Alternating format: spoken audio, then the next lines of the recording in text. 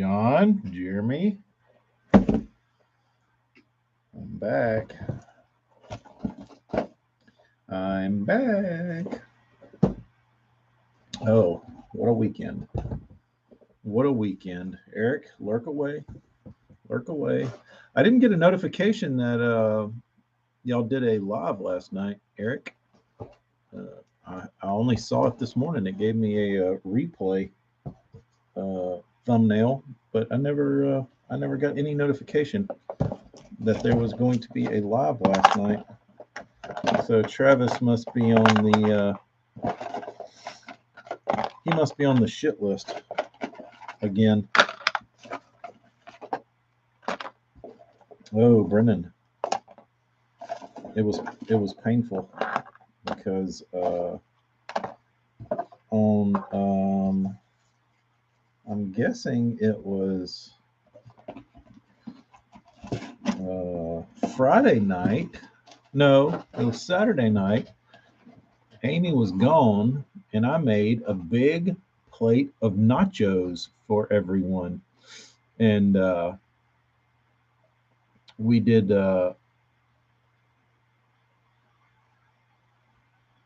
Anthony, maybe. We did nachos, and Amy had sent this link from some chick on Instagram or Facebook about how good the nacho cheese queso, green chili white queso from Costco was. So I went and ran by Costco on Saturday and picked up some of this queso. And when I was eating it, like when I got to the last chip, I ate it. Bean ate it. Baby didn't really eat it. She just kind of chewed on some chips. And Amy tried it. Well, after like it tasted fine, but like when I was after I ate it, I was like, oh, I don't feel good. Like this doesn't feel right. Like my stomach doesn't feel good after eating this. And I just thought maybe you ate too much. And I started thinking about it. And I was like, you didn't really eat that much. Uh, so Sunday morning, I don't think I slept that much to begin with because I had this real weird like anxiety that the bean was going to wake up.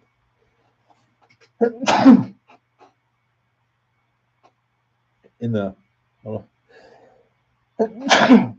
I thought the bean was going to wake up in the middle of the night and have Thanksgiving by herself. So I tossed and turned and like would like look at her monitor like every like 20 minutes to make sure she wasn't waking up and going and having uh, Easter by herself. So I didn't sleep, and then I started feeling like ass, and I woke up and just felt terrible. Stomach pains, lack of sleep, nauseous. Uh, it was bad. So uh, didn't think I was going to make Easter. Pushed through, made it to church, made it to the Easter egg hunt, made it to my sister's house, and then got home and started feeling real sick. And then the bean started feeling sick, and then after it was like bedtime, Bean threw up, and then she got in the bed with us, and Amy got sick. So I'm thinking the nacho cheese made us all sick, and yesterday, um, Amy felt like crap, and the bean seemed to feel pretty good. She was running around pretty good, and then last night she started feeling crummy again. Every time she'd eat something, that was the problem. Every time she'd eat something, I think it would make her stomach hurt. So she got sick again last night, and I stayed home with her and the baby and Mama yesterday because Mama was feeling bad. So we had a sick day yesterday, and I think the bean's still feeling a little crummy today. Hopefully she'll, but it's probably from being sick. So, uh, yeah, don't rush out to Costco and buy their green chili queso by the recommendation of Instagram people. You probably get food poisoning. But the funny thing about it is all of our illnesses seem to come back to back with each other. Um, like I was just getting over that cough, and I was just getting over that cough that I'd had for so long. And then when I got sick, I started coughing again, and it like re-upped it because it was like making me puke. I don't know. Uh, but it was pretty painful. So I've come to learn that like when like a celebrity dies and it comes in threes, it's kind of like uh, that with sickness around our house. When you get sick, it comes in twos. Just when you think you're done, you're going to catch something else. So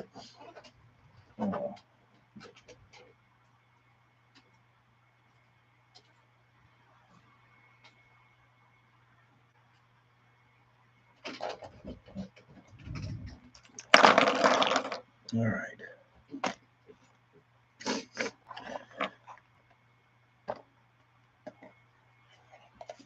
Maybe I headed over to New Orleans for a voodoo curse breaker. That's probably what I need. That's probably what I need. The VOCs are getting to me. Who knows? Who knows? Germs, dude. Germs. Uh, but the only thing productive we did do yesterday, we were sitting around the house, and I told the bean, I said, "You want to give Dad a haircut?" And she was like, "Yeah." So we went outside, and the bean and Mama gave Dad a haircut.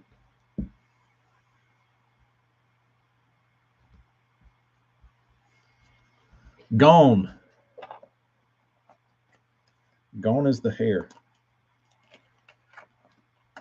I didn't. I didn't love. It wasn't. It wasn't a love affair, and I certainly didn't. I didn't like. I really didn't like the way it felt, and I didn't. I really didn't like. Uh,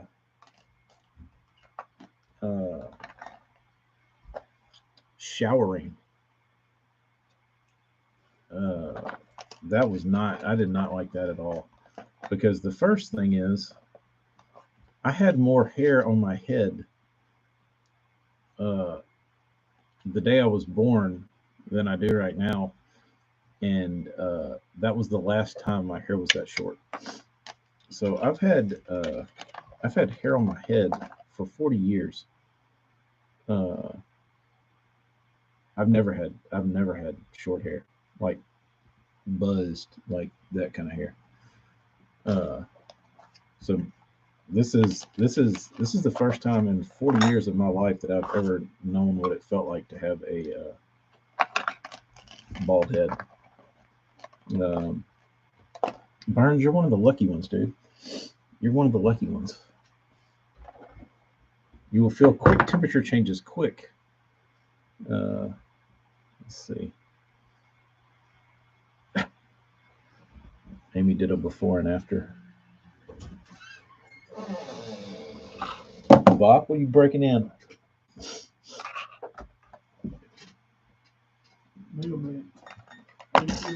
No, we're all right. Uh,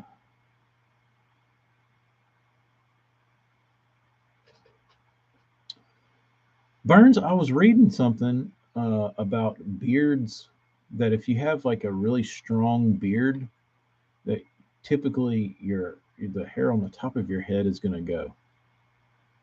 That if your beard game is strong, your crown game is usually going to be weak. Uh, uh, yeah, Jeremy, I was looking like damn Krusty the Clown. So it was time. Um, it was time. So it'll take some getting used to. Like I said, I've never. It's weird. It's weird, but the light doesn't help make it look. It's not that short. One guard. But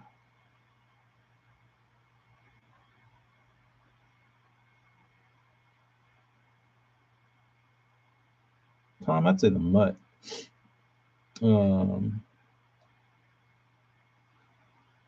You and my little brother both, all beard and back hair, no head hair. Yeah. How do you get body hair and beard and no hair on your head?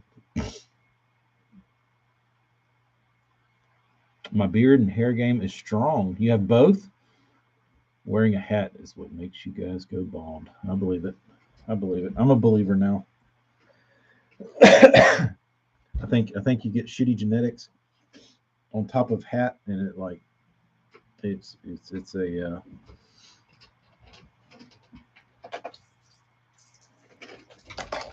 it's bound to happen. All right, where do these go?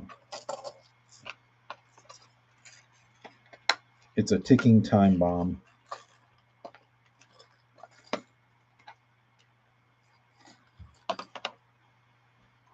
Get you go to like Thailand, Anthony. Get you a transplant.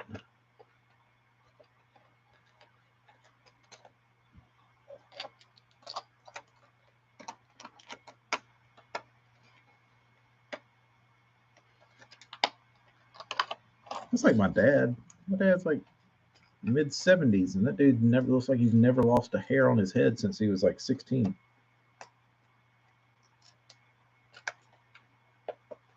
Like he's still got every hair on his head he's ever had. Pretty incredible. Pretty incredible.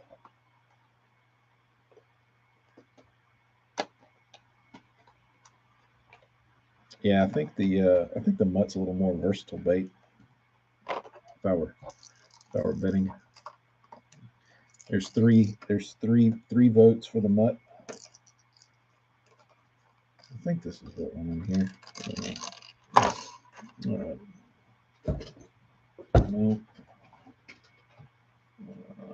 I'm not looking for it. Where's that box? I just had it up here. Here it is. But Amy was like, Amy asked me yesterday. She was like, I'm gonna go get the tripod. You gonna do this live? And I was like, no, I don't want to do this live. She's like, why? I was like, I don't want. Like, if we get halfway into this, and the bean like breaks down and starts crying, and it like upsets her. I was like, I don't want that to be like public display. I was like, that sounds awful. I was like, because you don't know how she'll react. I'm not worried about the baby. The baby don't care. But I didn't want the bean to have an episode. So she did record it though. The bait agenda, I'm gonna try and get some orders shipped out and get these boxes open and see what I have to paint tomorrow.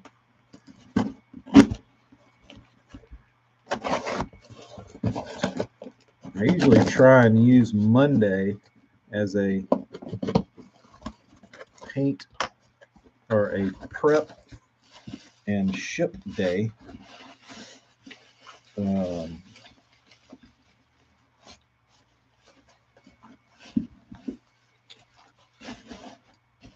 But but I missed my Monday, so that'll be today. Where I ship stuff out. I usually ship on Fridays, and I try and ship everything on Fridays. And when I don't get to, it gets rolled over to Monday. So that's what I'm doing here. Where's my phone? Phone?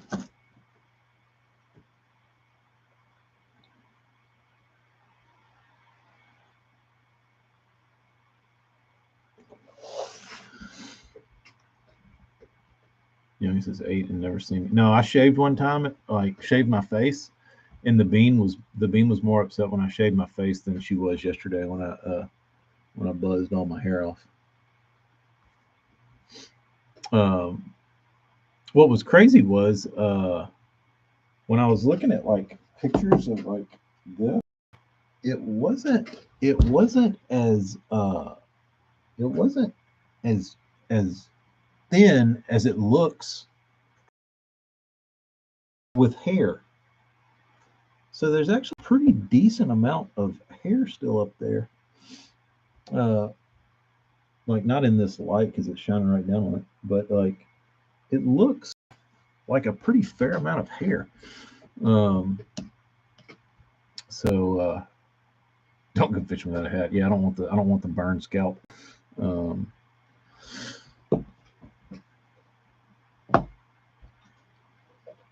so yeah, it's weird. It's really weird. But I was watching all these. I was watching all these videos of like before and after where like these dudes that were losing their hair, like me, would like shave their head. And these like dudes would start like breaking down and crying and getting all emo and shit. And I'm like, get out of here, dude. This isn't real. But I saw this one guy. He's like, I thought I was gonna like it. I thought I was gonna like it. I just, oh, it was awful. So yeah, you're right, Morgan. Like the if I were to shave my beard, it would have been bad. But I was trying to like trim my beard up one day, and the guard was like at the wrong setting, and it went like real short, or I like gapped something up, and I was like, screw it, I'll just clean it up with no guard, and I hit it with no guard, and I walked out, and the bean was like staring at me like, what is wrong with you, dude? You look awful. I was like, you don't like this? And she's like, no. It's like, all right, grow that back real quick. Uh, get a wig. Oh, I could give me a hairpiece. That's what's funny is when you go down these like wormholes of hair and people losing hair and people shaving their heads and all this kind of stuff. Um, you find all these other videos that are like all these rock stars that like wear hair pieces now, and it's funny seeing these guys, these old rock stars, like hanging on to their hair, and it's not even their hair. They just like wear a wig, and they have like they're like 70 years old, but they have like the wig of a 20-year-old, and it's like jet black. It's like, come on, dude, just like understand that like that's your job to be uh, in the public, but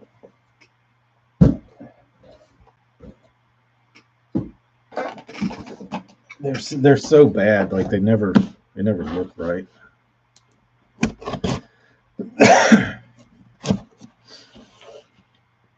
Assembly line haircuts at boot camp were great. I bet.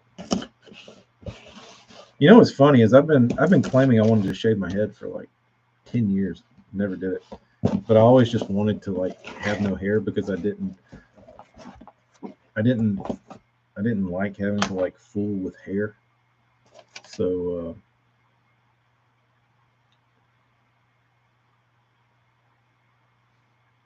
what is this? Please repaint same color. I don't. What is this? What is this from? Please repaint the same color. I don't. Fanboy?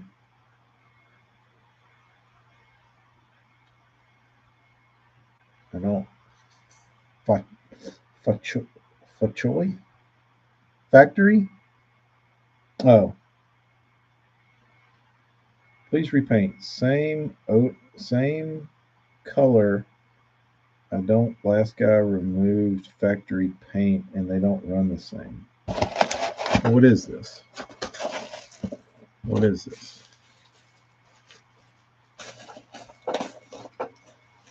What are we looking at here? Whoa. Whoa. Let's see here. Oh wow, this is a lot. Repaint the 3 this color. Wow. This is an interesting paint the same as color as close as you can. What is this? Paint same. What is going on here? Oh wow.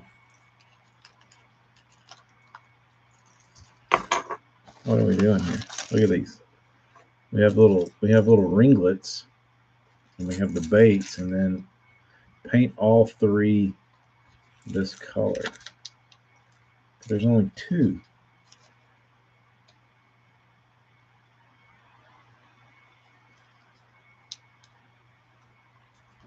This is getting confusing.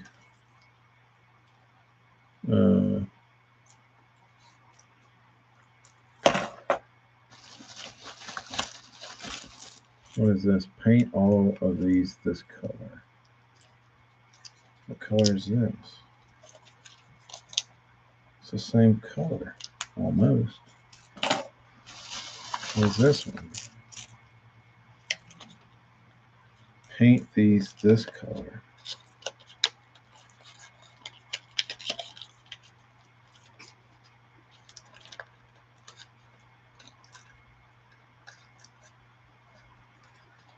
I don't understand what's going on here. They want me to repaint over the color.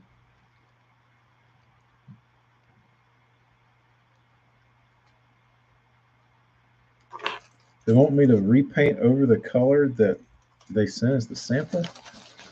I don't like that. Then I can't see what I'm painting.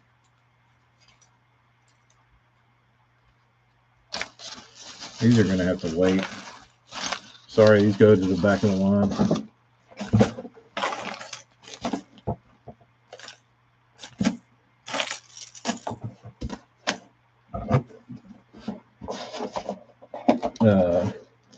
Yeah, that's what it. There's like 3 baits on the ring, and it says paint all 3 this color, and it's got the bait wrapped up that they want the color matched up. So they want me to paint the sample.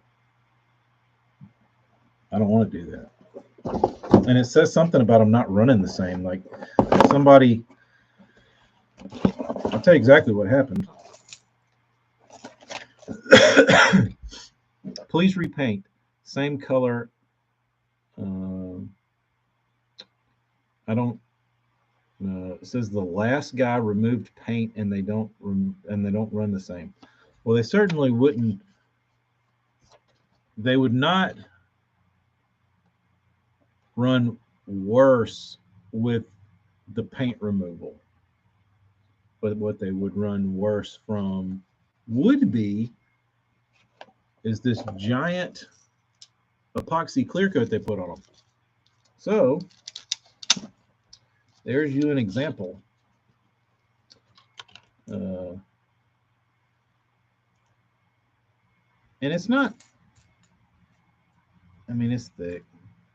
It's not huge, but it's thick enough. I know these 1- get a little finicky because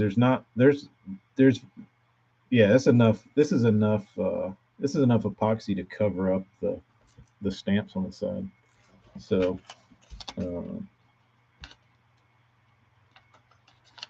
I'm guessing the guy said he stripped them, and that's what's causing them to not run, but that's not what's causing them to run. What's causing them not to run is the clear coat and the paint. So let that be a lesson.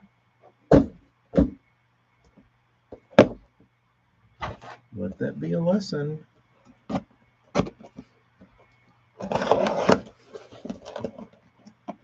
All painters are not the same. I'm thinking we do a dead perch, but maybe a dead crappie. Okay.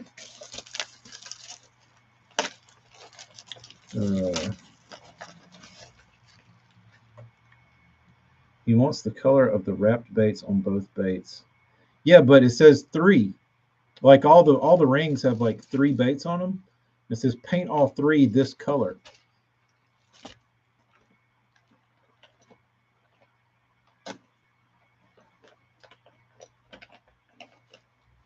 And if I do that,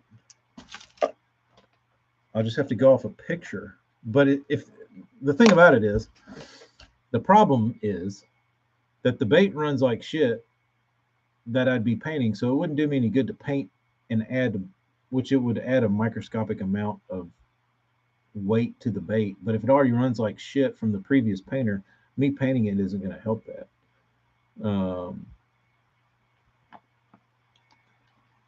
Yeah, not all baits like epoxy. 1 minus is one of them. It's very finicky. It's very finicky. All right.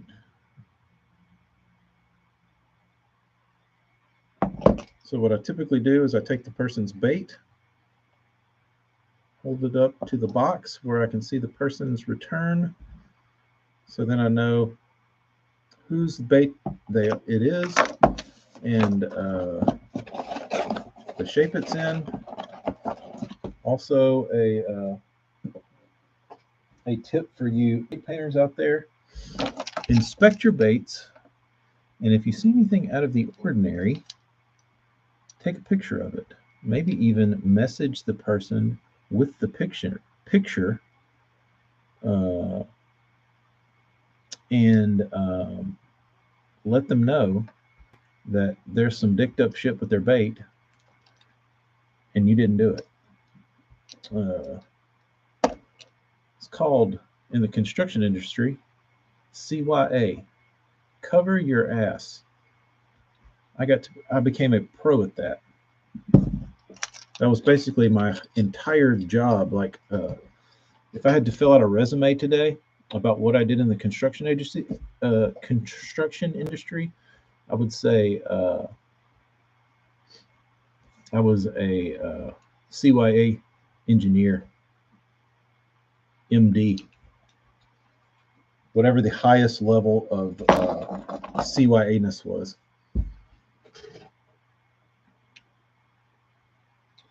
Yeah, but Burns, that wasn't part of the deal. I wasn't a blast off epoxy guy, and I don't know that I have a PhD in CYA. I'm not into blasting. I'm not into blasting off epoxy. That's harder than painting them. And you can't heat them up because I melt the damn plastic.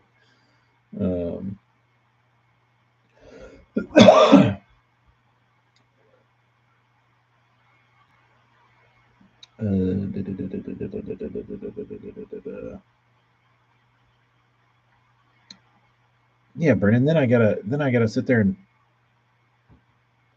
well, first off, then we run into another issue. Then I have to blast or peel the epoxy off of the color samples.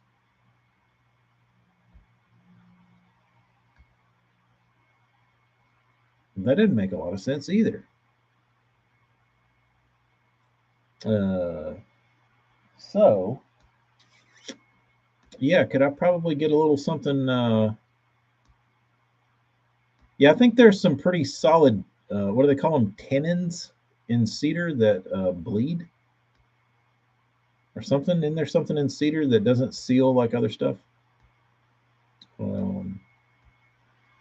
don't like painting off of pictures. I mean, I do it 100% of the time, but it really sucks when you have the bait in front of you. Um, but oh,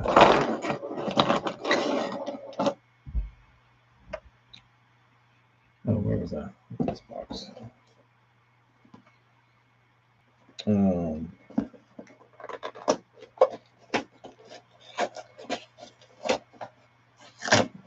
Burns uses epoxy. There you go. For cedar. No problems.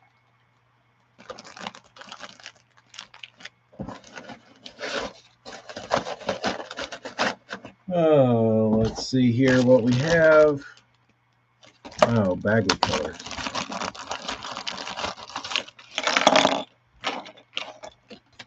Ooh, Wally G. Please paint the 3 deep killer bee ones and the 2 C flash and the DC 2 patterns. Okie dokie.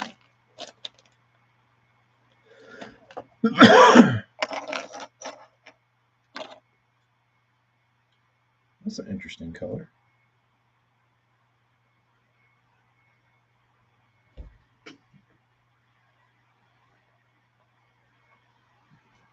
Kind of cool. Wally G. C flash. Chartreuse bass. It's already been sanded.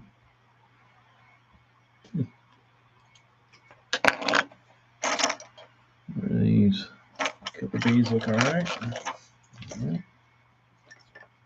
Let's see. That and that. Put this right here. There we go. All right. Prep table. All right. All right. It's bad for you. Seen the new Riot crankbaits. Probably. It sounds cringy.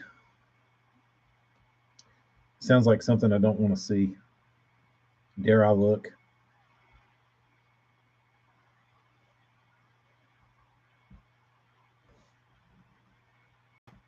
You think he was trying to go for a matte finish on this one? Maybe. Might have worked. Might have been trying. On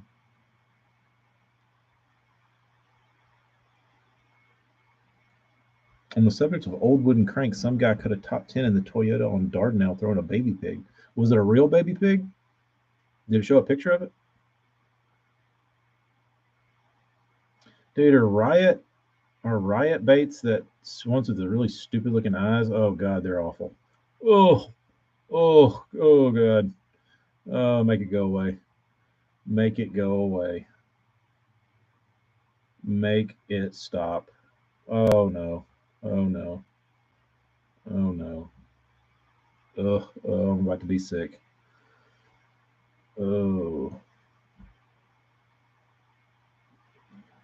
They successfully went out and designed the most horrific looking crankbait you could possibly make.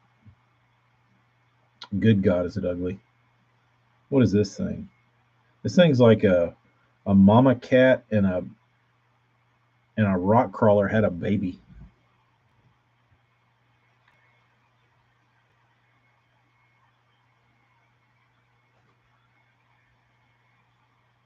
I'm hoping it doesn't focus to uh, spare you how horrific these hard baits are. Ugh.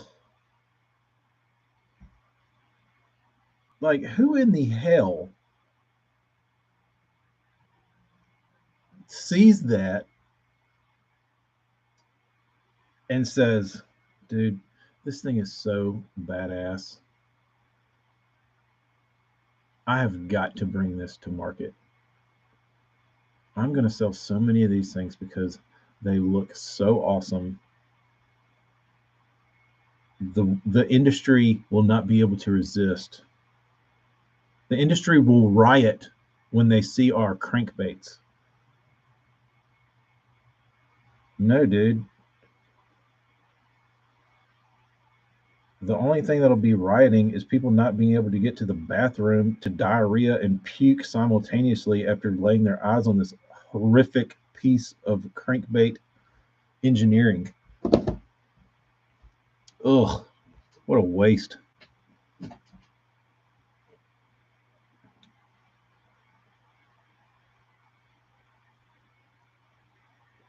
What a waste.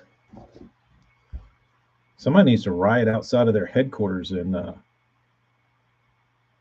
throw their crankbaits back at them.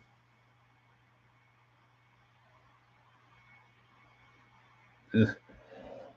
I think I'm gonna be sick again. I think I just got food poisoning, but from riot bait pictures.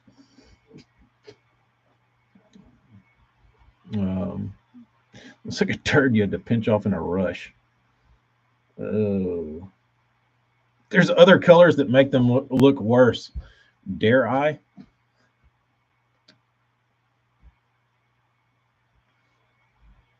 Who's hawking the riot bait? Dude, the only person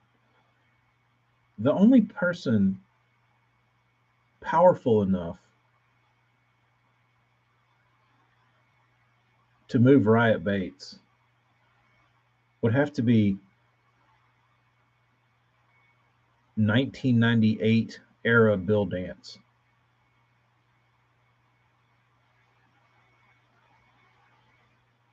I think he's the only one for the job. And even then it would be a tall task. Holy shit, these are ugly. I really am getting sick. How great would that be if I vomited on a live from looking at riot bait crankbaits? Man,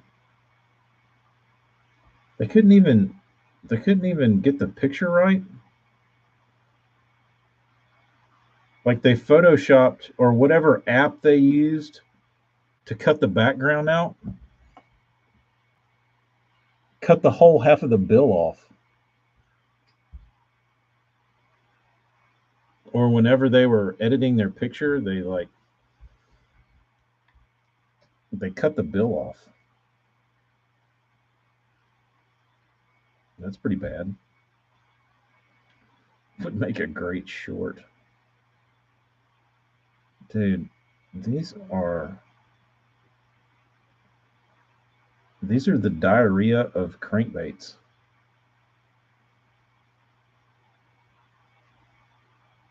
Ugh. No paint job would ever make these look even remotely passable as aesthetically pleasing. Man. $8.99, 9 US doll hairs. They come with mustads, ultra sharp ones too. And they come adorned with unique 3D epoxy eyes and great fish catching colors. Has an ideal bill angle that produces an aggressive hunting and swimming. Why does everybody put that in their damn comments, like in their description of their baits? Hunting, hunting, hunting, hunting. Shut up. No, it doesn't. The thing needs to hunt a damn trash dumpster is what it needs to hunt. It needs to hunt a portalet with the rest of the diarrhea.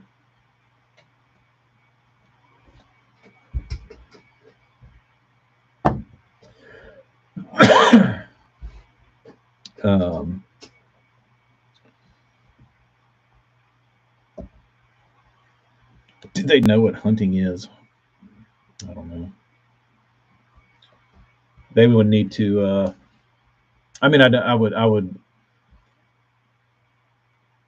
would like to throw one just to see the claims of hunting and deflection, or if I had to bet. Like honestly, they might have like that might be the best plastic crankbait since the original RC 1.5.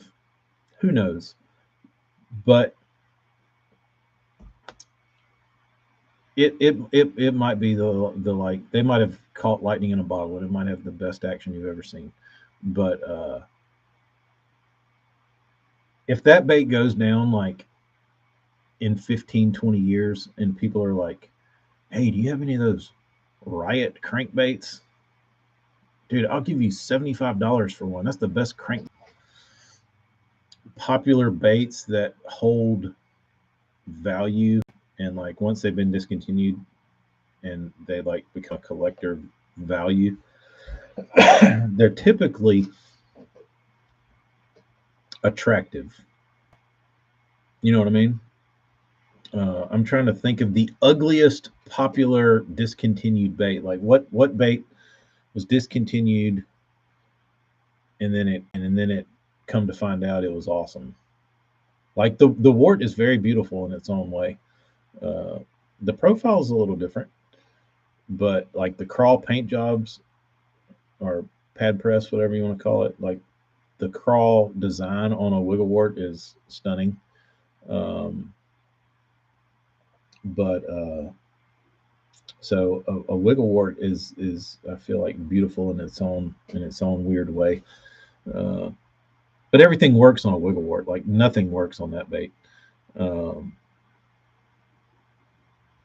Spro Essential.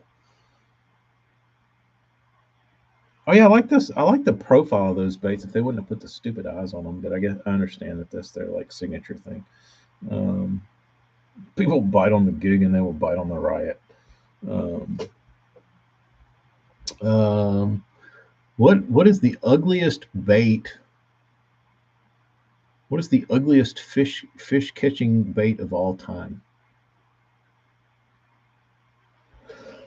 Let me look. Let me look.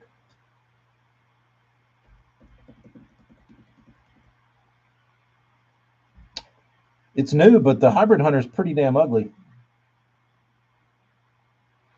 I don't know if it'll go down in history.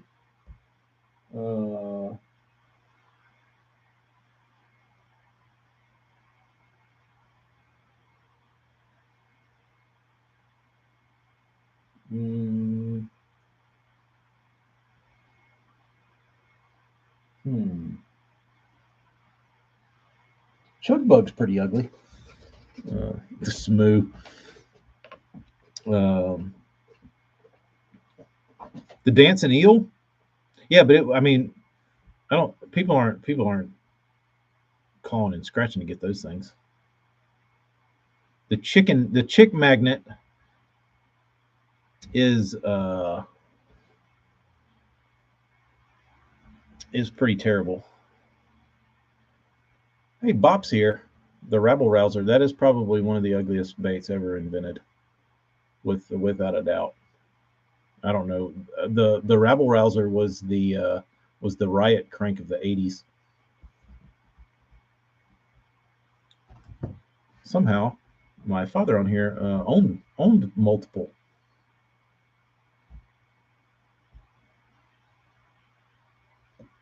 If you're not familiar with a Rabble Rouser, let me show you.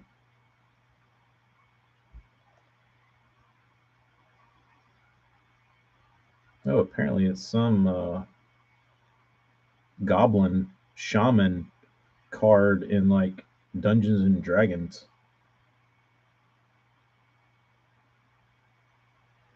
The Rabble Rouser.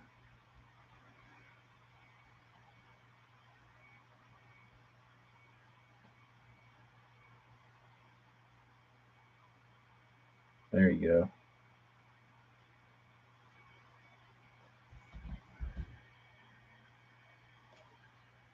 Focus. There you go.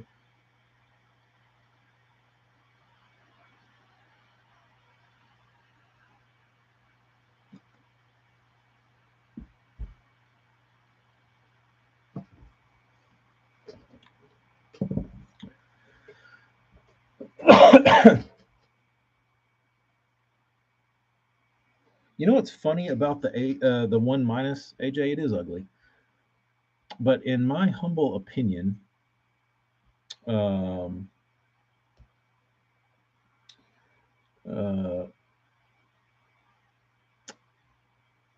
the man's 1 minus is best fitted with original man's stick-on sticker eyes. When you put 3D eyes on them, they don't look right. They don't look good.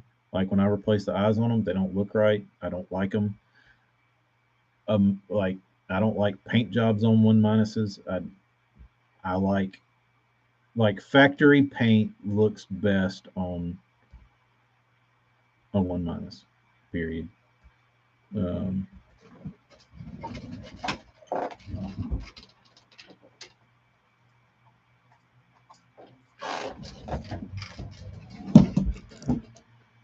like that bait looks sexy. It looks good. Like they did a good job building their design and paint around the baits. I even like the stupid eyes. I like everything on an original man's 1 minus. Um, just personal opinion. Um, Razorbacks were ugly. The loudmouths were horrendous. Mans was good at making really ugly baits. Effective, but ugly. Um, I've got one.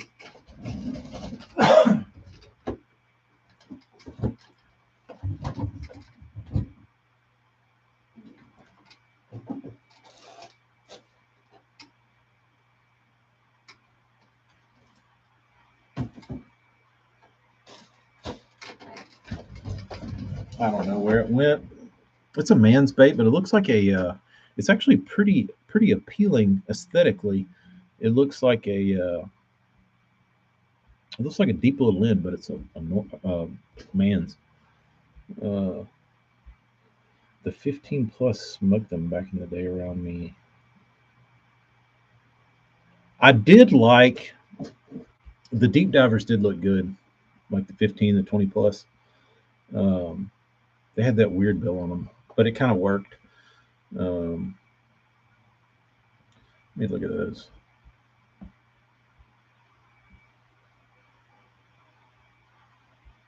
I want to look at that bill angle again because I never owned any of those.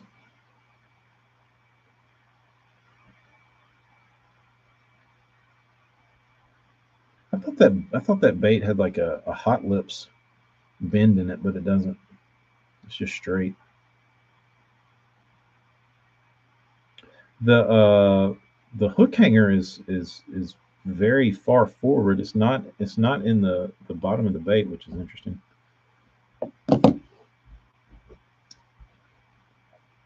For including soft baits, the cover scat is repulsive. Uh,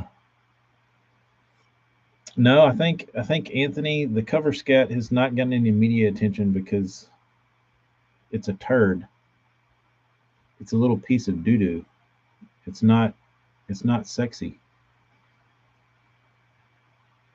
Like as dumb as the Cinco is and stupid looking, I think you can look past.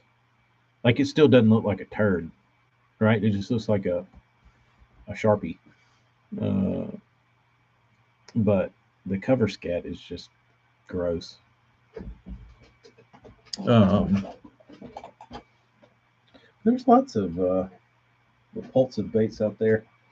The tube. Somebody mentioned the tube earlier. Um,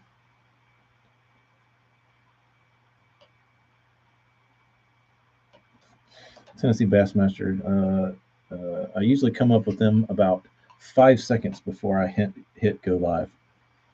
Um, the name Cover Scat didn't help. No, no, that made it difficult. Yeah, they could have tried to polish that turd a little bit. Pun intended. Um, they could have probably tried to sex up the whole uh, appeal of the bait without bringing attention that it did look like a turd. That might have helped. Uh, Ugliest lures ever made, Stearman. We got the Rabble Rouser, the Riot Crank, um,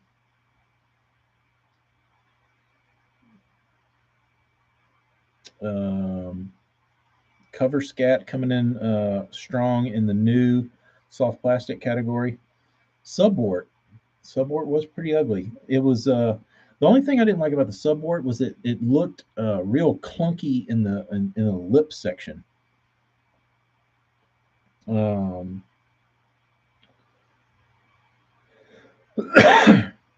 Subwort did work. The first time I saw the Subwort was in like 2004 or 5 or 6, in that range. Sitco era Bassmasters.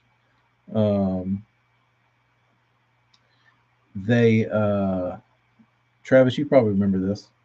They were at Lake Eufaula, and Edwin Evers was like right across from the boat ramp in this pond, and the river was up, and he got back in this pond, and he was throwing a Storm Subwort,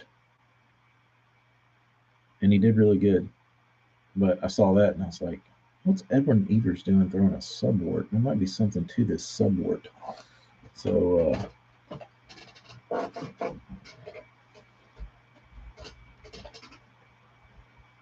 tied on a tube to fish at Eufaula and cut it off after looking at it and swapped it for a Senko.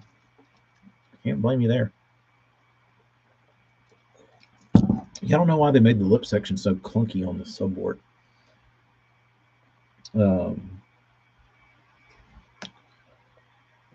I was excited about those 6 Sense Krubs until I figured out they were hollow. I didn't like that. Doesn't matter. Couldn't get bit on a Senko. Doesn't matter. I'll still catch boatloads of fish on the thousands of soft plastics in this room. Travis, I made them, and I bought off a recommendation from Amy that she sent off of a recommendation from some Instagrammer about how good the green chili white queso from Costco was.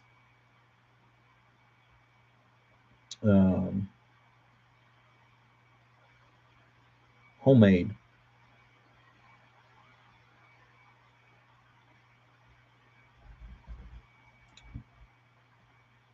One of the pros got in big trouble for throwing an old balsa bait,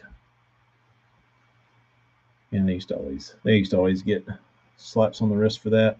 That was I guess I haven't watched any bass fishing, honestly, in the last like 5 or 6 years. Um, like I haven't sat down and watched an entire like Bassmaster tournament. I'll go and see the results and like flip through some pictures, but I haven't actually watched a tournament. Um, but so I don't know. I don't know what the culture is for guys throwing non-sponsored baits anymore. If they what they do, like do they openly admit to it now because they're like have a camera in their face and everybody knows what they're doing, or are they still like the old days where they like try and hide it and like call it a prototype? The prototype trick worked for years. It's pretty good. Whoever came up with that, whatever company's marketing team said, okay, um, just say it's a prototype.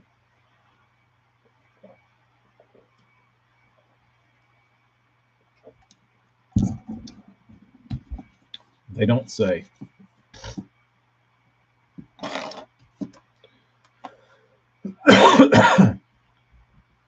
Brendan, who are we talking about? Who is this person?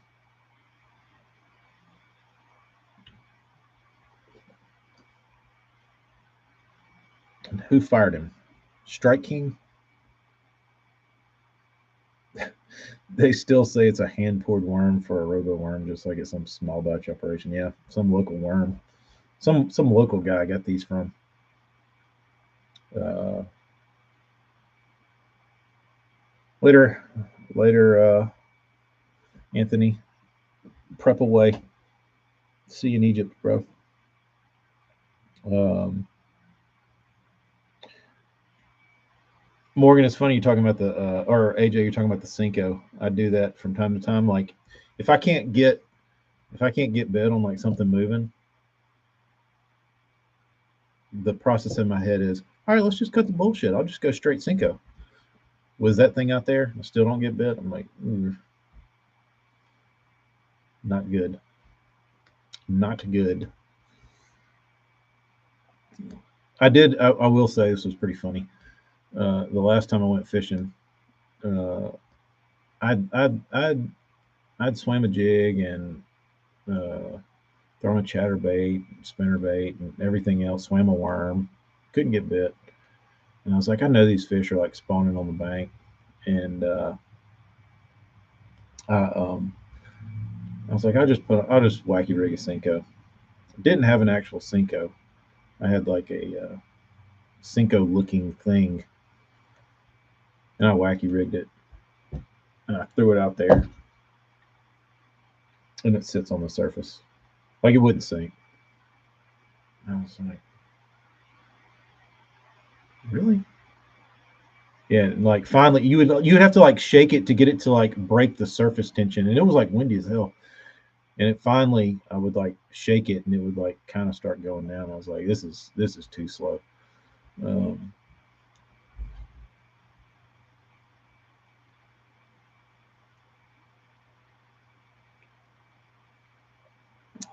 the robot does make it not hand poured. Uh,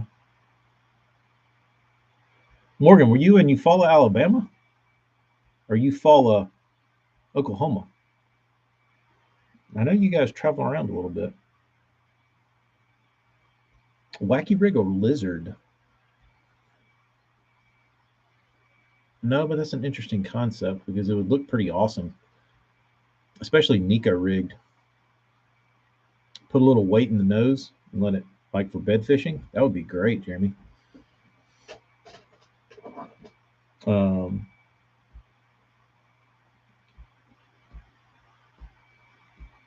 ooh, go bean, go bean.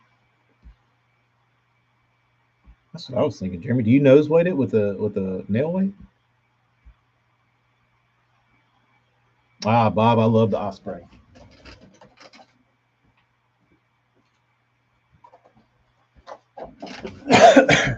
I think it is a very, very beautiful design of bait. Ooh, and it smells like petroleum. And the plastic turns a weird color where the lead is, which looks cool.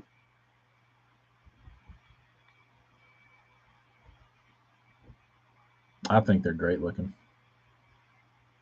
Which came first, the Osprey or the 316 Rising Sun? They have the same vibes. They have the same vibes. I'm not a historian. Patent pending.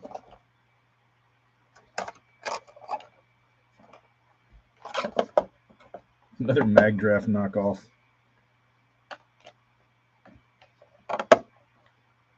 I'll leave that one there for safekeeping. Um,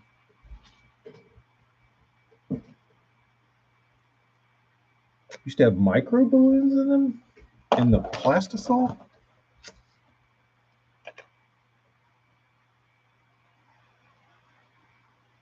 I don't see any balloons in this thing.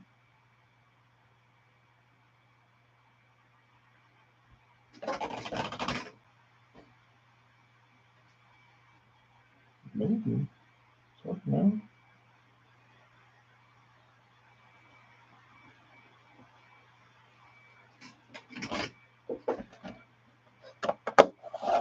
Uh,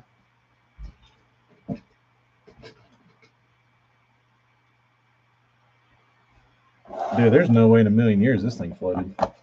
This thing's got a damn chunk of lead in it that would sink a damn battleship. This thing's got some weight in it. What's this thing weigh? Let's see what this old girl weighs. Just out of curiosity.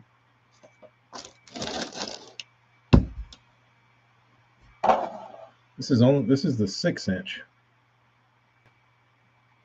Golden Shiner. 1.8 ounces. It's a lot of plastic.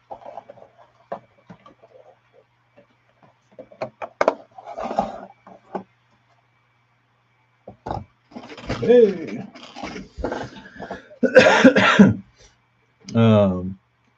First Osprey I had, I made 2 cats with it, set it down, and the next ride I picked up the treble on it, ripped the tail off the Osprey. Rest in peace, Osprey. That's yeah, Burns is sitting over there, rolling his hands through all his wonderful locks of hair.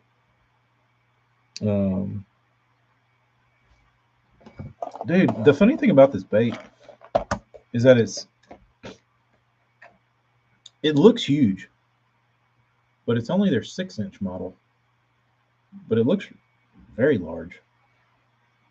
I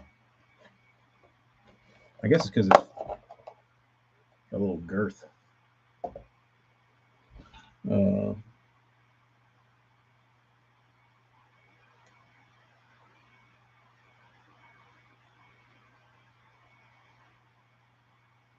I'm sure there's a story there between Osprey and the Rising Sun.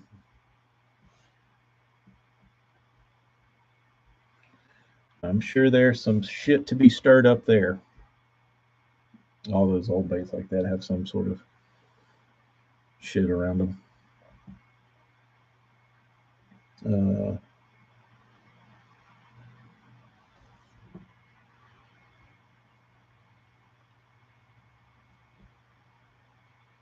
The Beast Coast Creep because they are cheap. Is that a line through?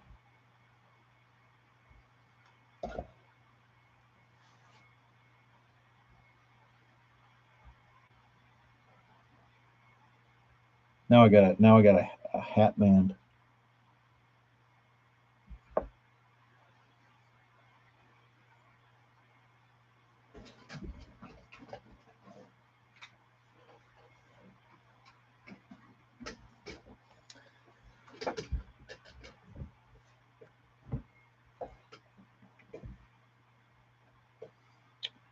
No, it's a hollow belly.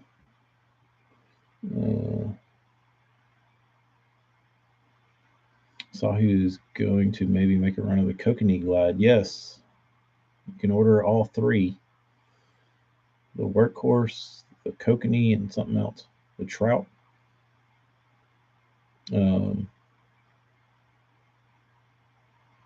Jeremy, did you see the new double line tie?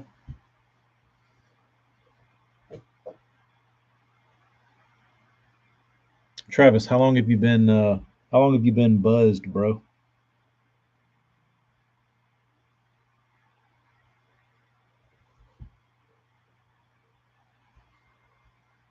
Still kind of surreal. It's supposedly the best of the 3 8-inch glides he makes from the people. I wonder what's different. Profile? Oh, so you've been at it a while.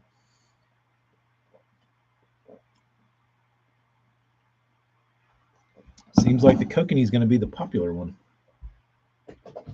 They're all 8 inches. I guess they're different, varying widths. I'm not sure.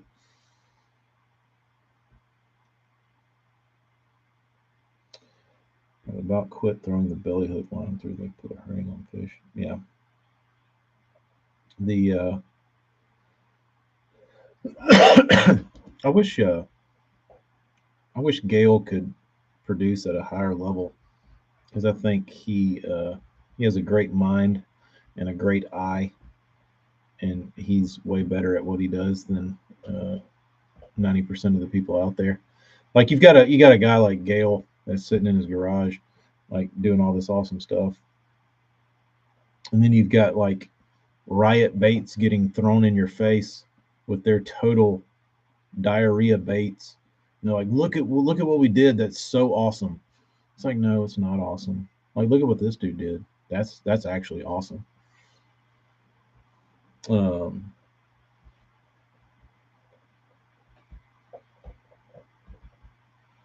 Never had a kokanee in hand. Looks a little like a workhorse with extra fins. I mean, do they protrude? I had a mat lures that had those protruding fins, and I think every one I ever saw had those fins broken off.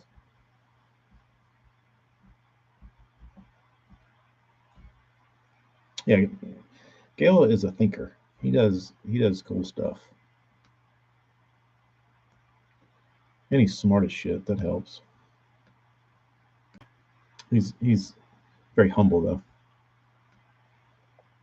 I told you all about the. He sent me a bait. Like he sent me three of them. Like I don't remember. It was probably 7 8 years ago, and it was his like three prototypes that he had made, and it was for his wake hard bait. Forgive me if you've heard this story before, but he had made this hard bait, and it was a wake bait, and it was kind of like shaddy but kind of ratty, and he was like, I can't tell you what the tail is. It's like, okay. He's like, but it's super easy, like super dumb. He's like, but it really works good. Like, okay. So I had like when I was painting them, I had thought and thought and thought, like, what is this guy using for a tail? Because it was bothering me that like, so like, what did this guy think of that I didn't? And I was like, what is this? What is this? What is this? And then like years go by, and he never like shows the bait, and then he posts it, and he's got a damn silicone skirt sticking out of the ass. I was like, dude, I stayed up at night trying to figure out what you were putting in the back of that damn bait, uh, and all it is a damn silicone skirt.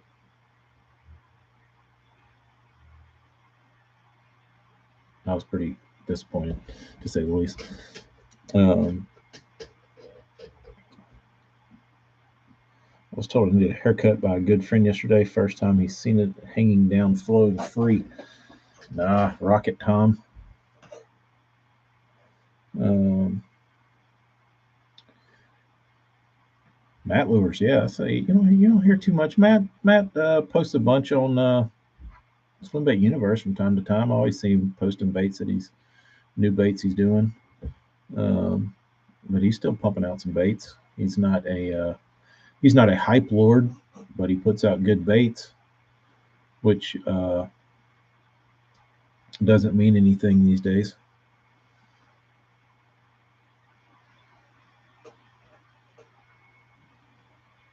Still around, and you can get them about any time. That's yo, Sean, what's up?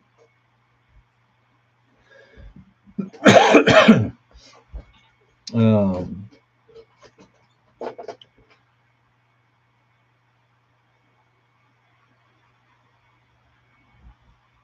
yeah, Matt. I didn't realize he has a little factory, Matt Lures factory, that he doesn't pour or paint his baits. Like he does some.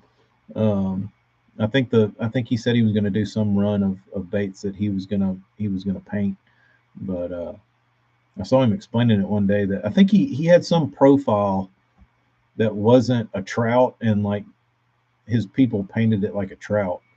But if he would have never said anything, nobody would have ever noticed. Um, which I thought was I don't know he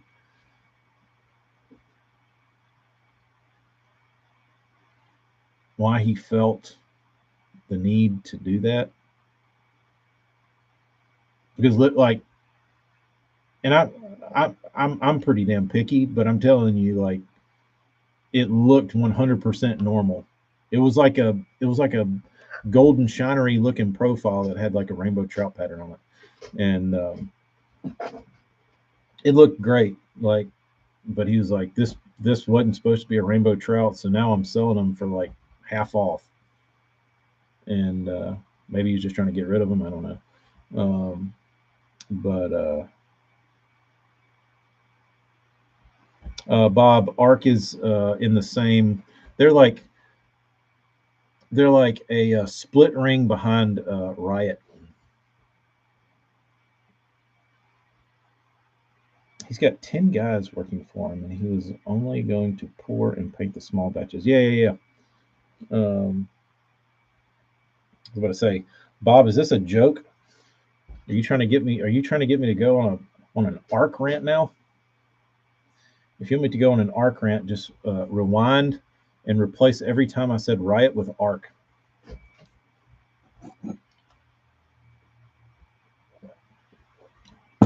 They are the same.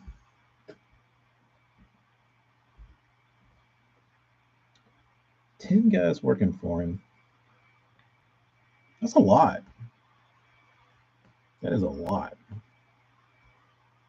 for pouring and painting baits. He must have good distribution. I had a beta. I had one of the strong bass. That was what I traded for my camera. Um, that's a pretty sizable crew for building and painting. I didn't realize his operation was that big.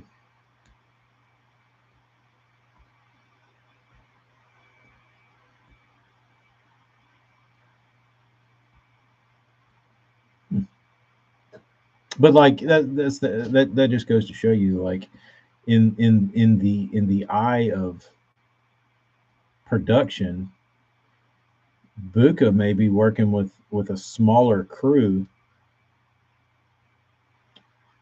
I don't know Matt's production, what he's capable of, or what he needs to be capable of.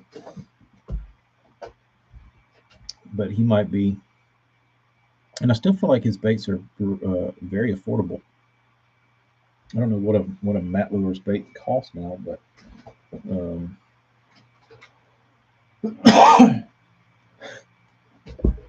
let's look.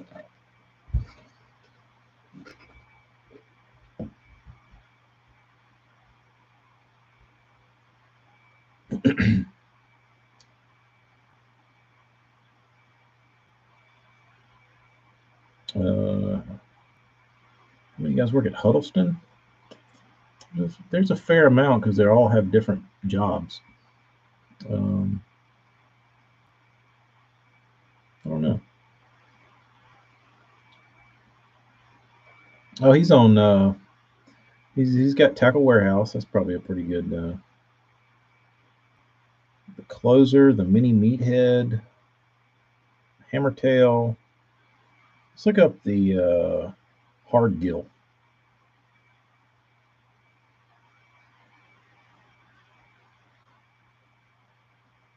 Can you buy the Hard Gill? 110, 7 3/8 inches long, 4 ounces. Big bait. Big bait. And they have 4 sink rates. Wow. That's pretty impressive, dude. Free shipping on orders over $50. So pretty much shipping on anytime you buy a bait, you get free shipping.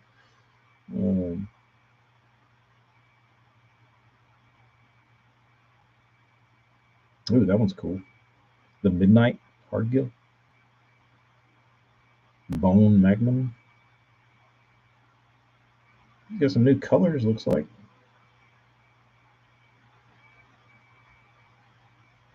Ooh, gross. It was yucky.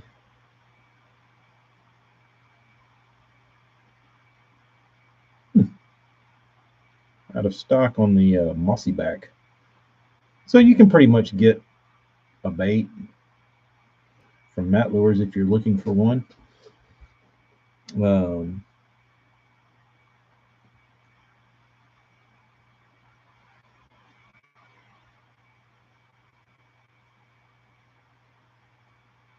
the baby hardgill, 4.5 inch, or about an ounce. Uh, the different sink rates are what surprised me. Like, there's no way in hell I'm making one bait in 1, 2, 3, 4, 5, 6, 7, 8, 9, 10, 11, 12, 13, 14, 15. 15 colors and 5 different sink rates? That's nuts, dude. Medium sink, slow sink, extra slow sink, heavy floating, and floating. Do you like that? Sake Bomber?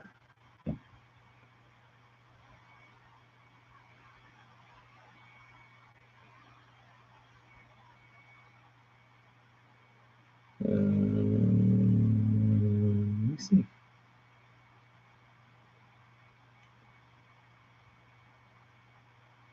It looks like Megabass Ghost Shad or whatever it's called.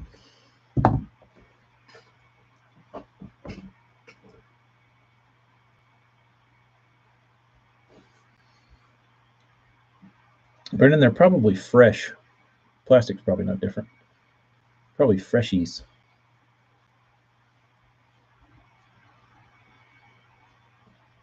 They're probably still gassing off. Pretty big time gap as far as pouring resin and pouring plastic, where Mike can make 50 at one time, where Matt can only make 10. Maybe. The bread boneyard is stacking up. We got lots of crust. We don't have crust eaters at my house. Um,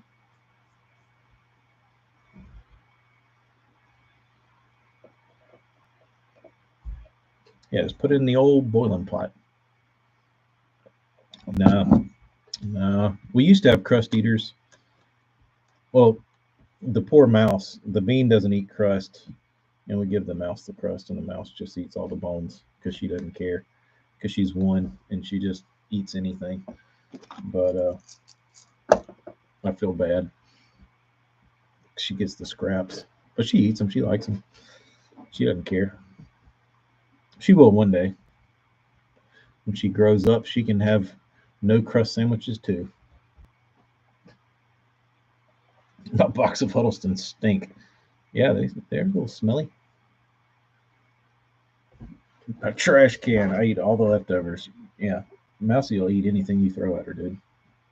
I say that, and she wouldn't. Yesterday, I tried to give her some potato salad that I worked hours to make, and she like stuck her finger in it and was like, "No, I'm good." Um,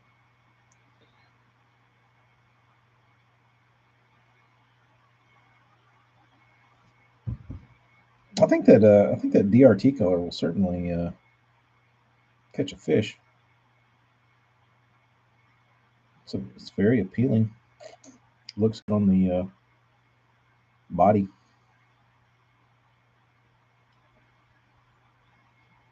What's the deal with the Joker?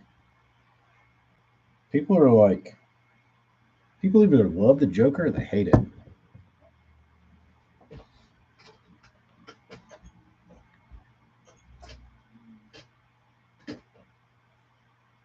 Which bait did you get?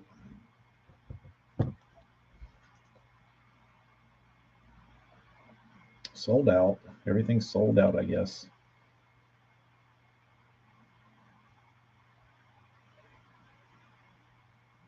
Did you get the whole pack? Did you get the 4-pack for 7 hundo?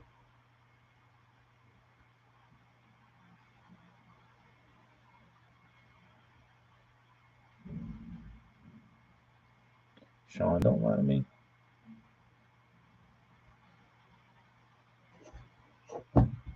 Every time I've painted a Joker, I've always thought this is my favorite DRT.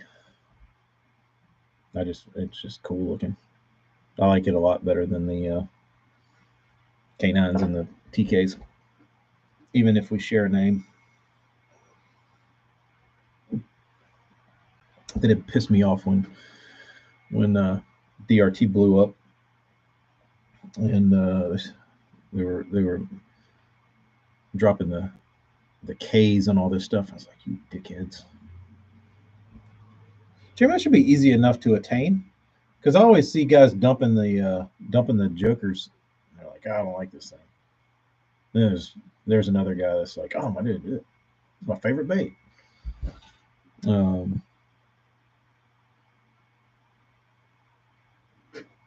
No shit, Sean. No shit. Say try again, DRT. Or we can do a little collaborative effort.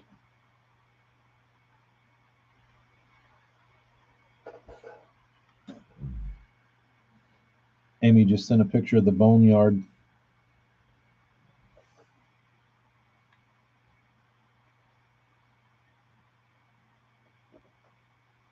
Dumping a nice lawsuit. Could have hired Sean.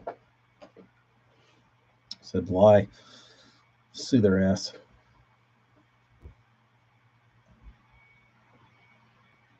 Said Sean, go get them, bro.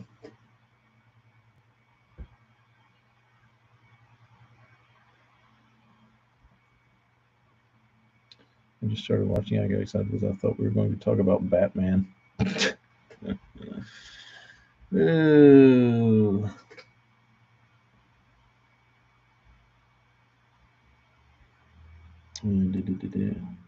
Jeremy, I would think you could find someone.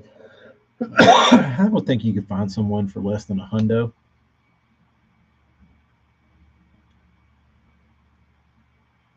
Man, I've painted lots of DRTs. They're fun to paint when they're clean. Their clear coat is really not sticky. It does not stick well from the factory. I don't know why that is, but it's just not great. I think a lot of times it has to do with the foil that they're clear coating over. Not sure. I wouldn't eat the crust either. Burns says that looks like oats and grains. No thanks. This one was cool. That was fun to do. The chartreuse bass, the matte finish chartreuse bass.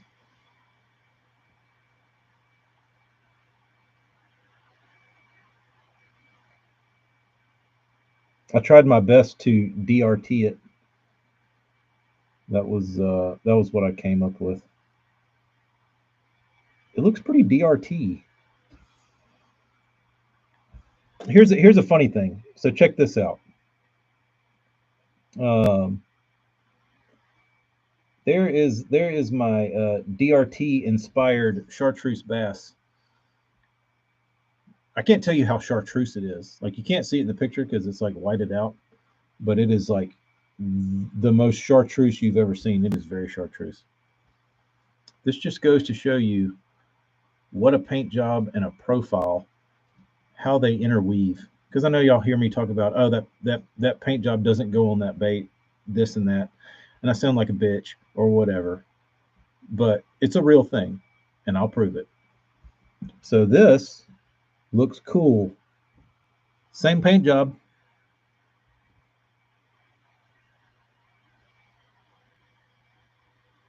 Can't see it, but it's on a bull shad. It just doesn't really match. It looks decent, but it doesn't look as cool as it does on a damn DRT. That's why you have to paint. You have to paint to the profile.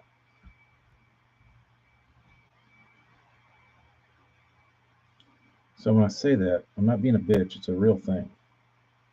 It is a real thing. Some baits, some baits deserve different stuff.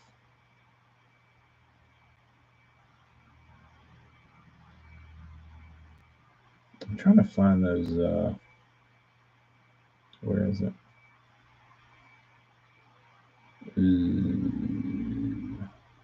I took it on a white background. I was in Austin. Let me tell you what looks really good on a bull shad. Any of his shad profiles is a perch. I think the bull shad shads were built for perch paint jobs. Like that. Like that profile bait, like the 4x4s and stuff, they look really good with perches. Um,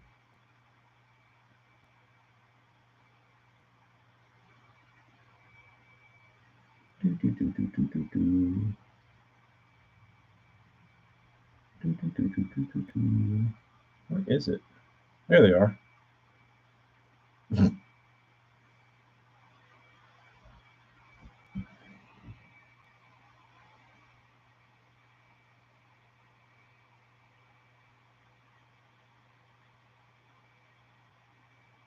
They just wanted like stock DRT colors. So I did my best to put stock DRT colors on there. My caption was very amusing to myself. Took some stock DRT clashes and transformed them into stock DRT clashes.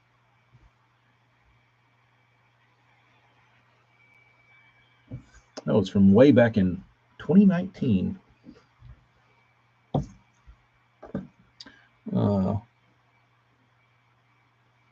Got a bluegill sprayed pattern on an eye slide, and I won't throw it. There you go.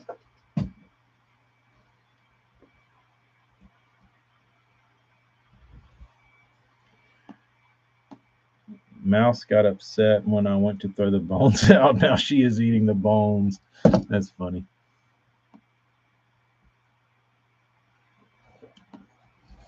Tyler, why'd you do that, bro? Dude, I can't tell y'all how many times I painted a bluegill on a shad profile. Ooh, I don't like it. I don't like it at all. I don't like it. But I had to get over it because Mike Buka broke me of that. Just paint the damn shads bluegill. Okay.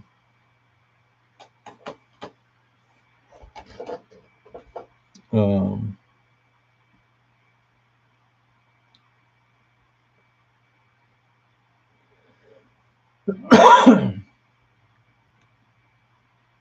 Young and stupid. Yep. It happens, bro. It happens. How ugly is the bluegill paint job? It must be bad if you won't throw it at all.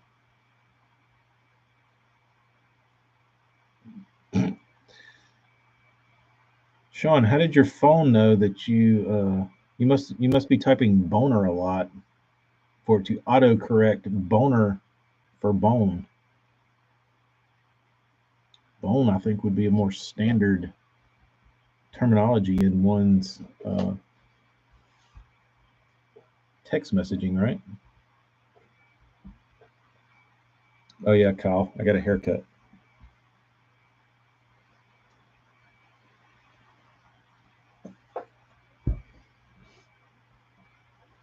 Um,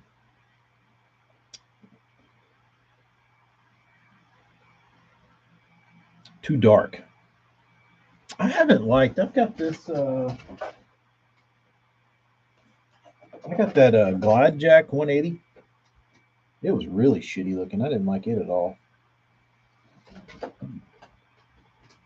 That was a one. That was a one, Kyle. I still got some fuzz. I couldn't go. I didn't want to go all the way. I didn't want to go all the way skin. Still got my hat I can lean on.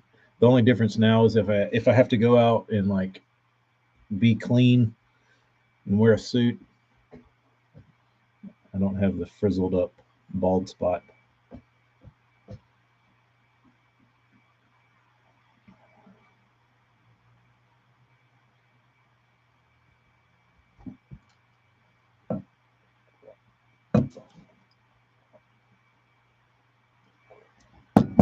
Yeah, I think that's the deal with some of those Japanese baits, Jeremy, is that they all have very specific ways you're supposed to fish them, and like when like you get it and you fish it like you fish something pretty standard. Um, uh, it doesn't work out, and you're like, this thing sucks. But the whole time it was designed with like one purpose, but you really don't know what that purpose is.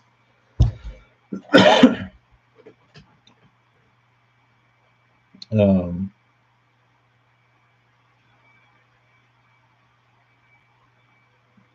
Brennan, there is a clear resin out there. It's called ABS plastic. I think the Bassmaster Classic Champions Night is the funnest because everyone who usually wears hats don't, and their scalps are just pale compared to their face. And you get to see what they wear, because the classic Night of Champions or whatever, you see the worst dressed people in the world, dude. Like they do not need to show. The Bassmaster Night of Champions does not ever need to be shown to the public that you're trying to like get into bass fishing. Because I think if you showed to the general public that, they'd watch it and be like, who are these damn dorks? Like, these are the worst dressed people I've ever seen in my life.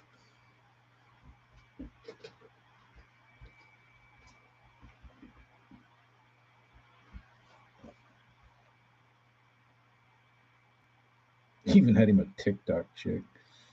Oh.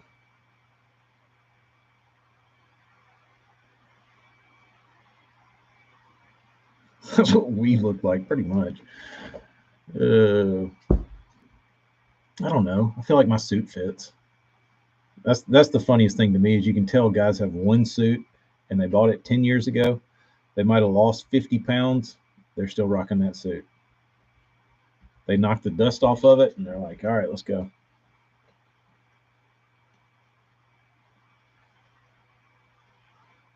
That's bad for you. I don't know. Some people you see have like there's the one that surprised me that I would thought would have had better style was Jason Christie. I was not a fan of his runway attire, but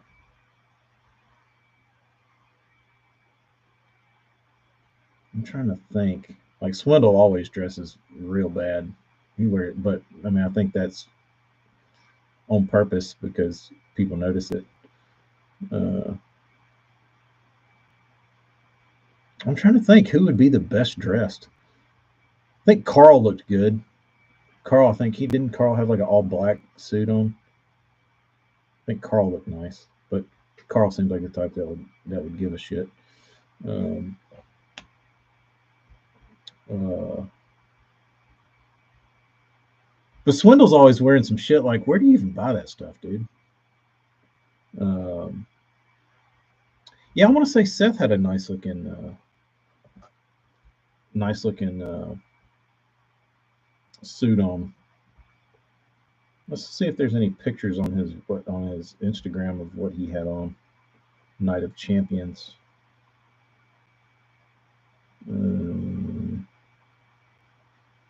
There's some llamas. Palaniuk? I think he did. Here's Fighter at the expo. Lots of tagged photos at the expo. Why is there no pictures from the Night of Champions? There he is. Yeah, Fighter had a nice looking suit on. 3-piece. Nice. Here's what Fighter needed. If I'm dressing these guys, if I'm the If I'm the fashionista of the Bassmaster Night of Champions, fighter's getting a bolo. No questions asked. Get rid of the dumb plaid tie. You're getting a bolo with a llama. And people would have been like, "Damn, did you see Fighter rocking that llama bolo?" Yeah, looked like a damn badass. Scott Martin looked nice. He knows how to pick a suit, nice and clean, well tailored. Uh, what's his dick? Uh, Zaldane, he looks nice.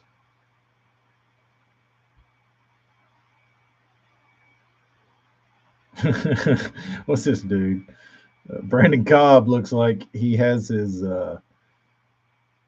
He looks like he's got his damn high school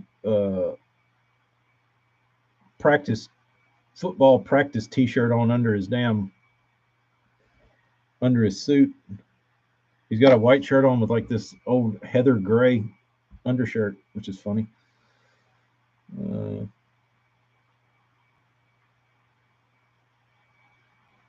Zoma didn't even look like he dressed up. He's wearing jeans. Oh, Carl had a white suit on with a black shirt. He looked nice. Livesey looks good. He looks very uh,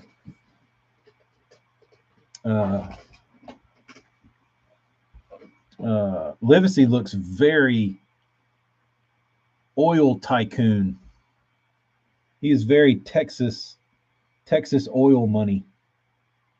He just rolled off the ranch in his damn Wranglers, heavy starch, his suede leather coat looking thing, and his black button up. He looks good. I will definitely approve of Livesey's Night of Champions attire. So that dude took his pictures with some pretty good some pretty good. I feel like that kid was walking around trying to pick out the people who are the best dressed. Um, the northern dudes have style. I don't know. I have to go through and make an assessment over who has the best style: northern anglers or southern anglers.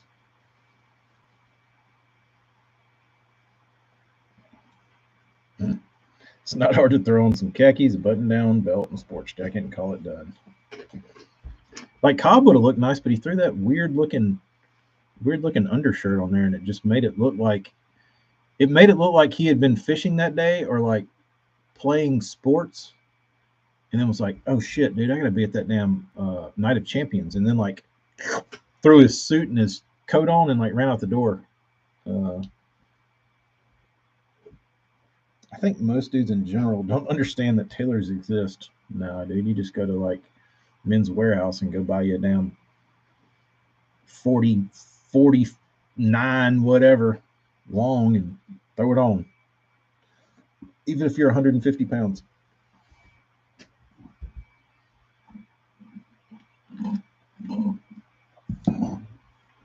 Gonna have to pay for TK to fish the Southern Opens and win, then go to the Bass Champs with the Gucci dress shirt and shoot and rocking the jorts. I would probably fish out of the jorts. I don't know that I would. I don't know that I would wear the.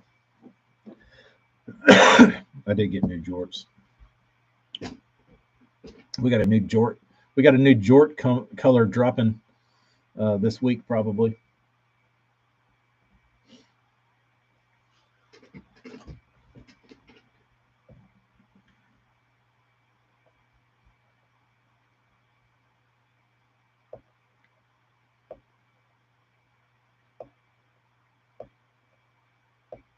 Letting the juice flow. Amy is letting the cats out of the bag. The new jort. It was a little chilly today. Printing tackle craft on the new jort. Oh, I didn't even think about that. You could bedazzle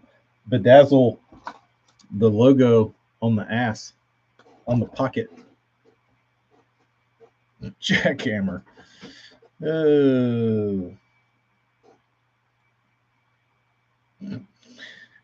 Fishermen will buy 300 jackhammers, but a tailor will say, give me $100 to fit this suit to you. And they're like, nah, I'll take them jackhammers, bro. I'll take 5 jackhammers instead.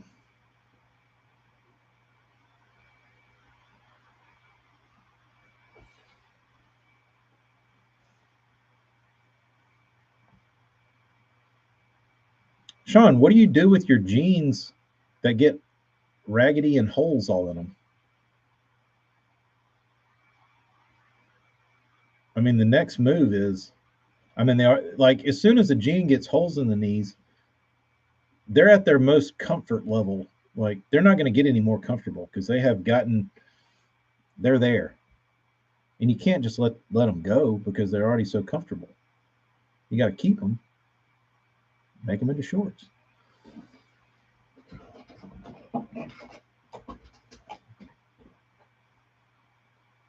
Brennan, you haven't even seen my good jorts yet. The jorts that I can't even wear to work because they are so destroyed. I'm gonna have to do a jort stream and just show off the jorts that I can't even wear anymore because they're too jort.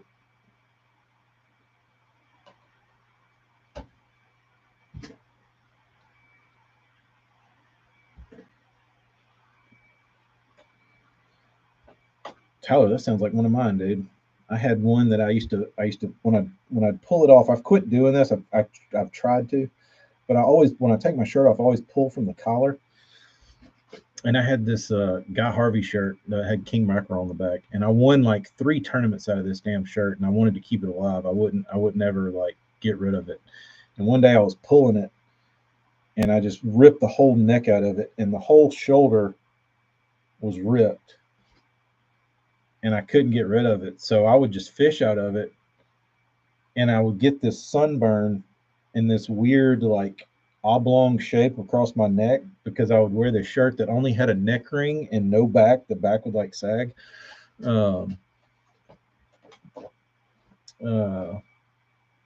Man, I've still got it. I can't get rid of it.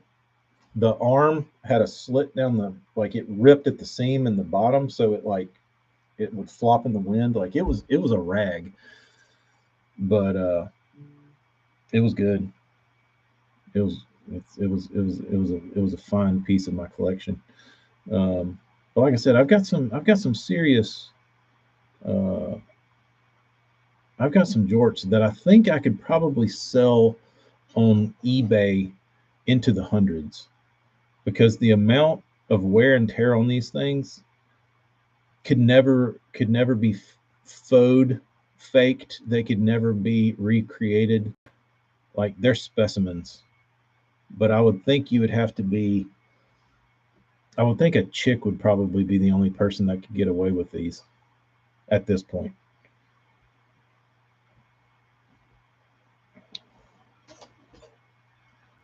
Um, I brought the shirt I was wearing to wear in my wedding to a Korean lady, and it had a small stain. I got the shirt back, and the stain turned blue. uh, Brennan, I think I've rocked George. I don't know that I've never not worn them because I would just take all my old pants and make them into shorts. I mean, isn't that what like frugal people do? Why would I get rid of a good pair of pants? Amy and I were talking about that. Um, it first started with cut off khakis. So back when I was in like middle school and high school, it was a khaki thing. Like you'd wear your khakis out, and then you'd cut the legs off your khakis, and everybody wore cut off khakis. And and I asked Amy, I was like, "What? I wonder how many other people in the world wore like it was trendy early 2000s to wear cut off khakis, or if it was just like a deep South thing." Um, I like straight leg, Sean. Used to wear those zip off pants. The ones with the zip off legs, I hated those. I never could make those work because it sounded so good in theory until you unzip the leg and you look like an idiot because your shorts were down past your knees. Dude, those people sold so many pairs of short pants that nobody ever unzipped. I did get smart one time, and I would just unzip the knees, but not remove them completely to where air would flow up in them. I think that was the I think that was the best move with those. Um, Brian's going George straight out of the gate. All he needs is the ice to break. AJ, dude, every little pencil dick in the South, I feel like in Alabama, was wearing cut off khakis.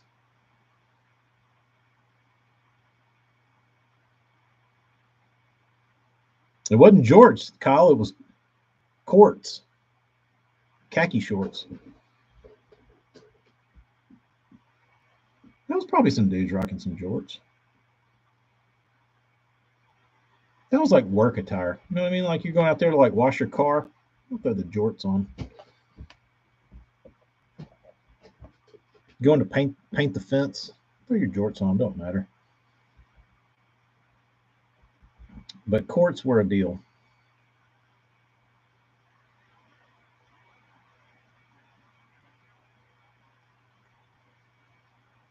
Listening to Danzig, Sean. If you wanted to be a real badass.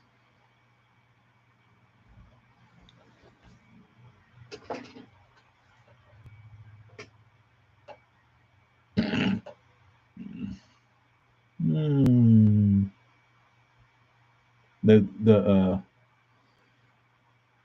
The Mother 92 goes hand in hand with a car wash and jorts. Jorts are not for real men. Brennan, you have lost your mind, bro.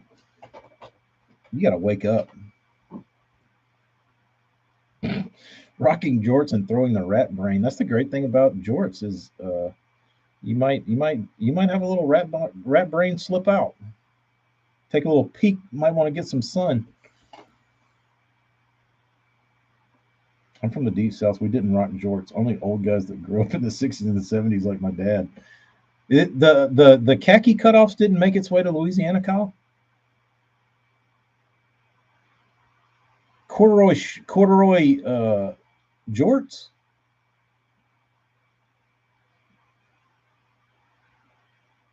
I never cut off a pair of corduroys. I did wear corduroy pants though. Not at your school. Maybe it was an Alabama thing, dude.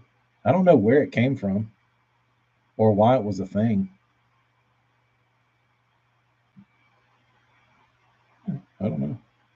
I've still got my. I think I probably, if I went over to my parents' house, I've probably got my whole wardrobe from when I was in high school, and I could probably pull out all my cut off khakis.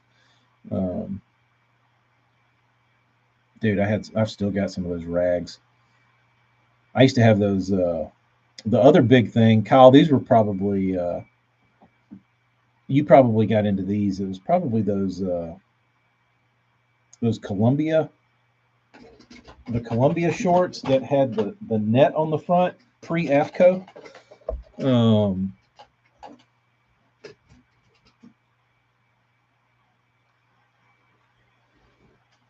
I had those. I had a lot of those. They had Velcro mesh front pockets. I used to always rip those somehow. I would rip them up the seam right here, and then they would be like a. It would almost act like a kilt. But I would wear those way longer than I should have. Then my mom would sew them up. I need to pull out my old short collection. They're rags, dude. Um, Still wearing high school clothes. I actually tried to. I've got a pair of my cutoff khakis at my house now, but the button popped off of them. Um, Sean, I'm not a cargo guy. Never have been. They don't fit me right. They don't look right. Some people they work for, like what's his name, Brian Thrift. He kind of can make a cargo short, as bad as they are, work, but they were never for me. And I don't need lots of pockets because I put random shit in random pockets and I forget where stuff is, and then it gets washed or lost or anything like that. Jinko jorts, that's next level, Kyle. Oh, speaking of Airwalk, I was in Walmart a couple days ago. Did you know Airwalk is like a house brand of Walmart now?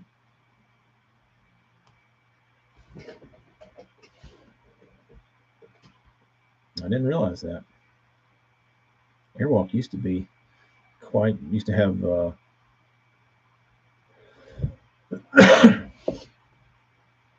I would love to see a pair of Jinko shorts. Talk about rat brains. That's the pinnacle.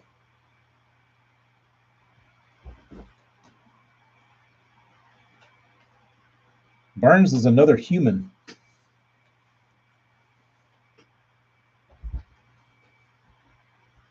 Burns has added another human to himself, so he is not wearing high school clothes.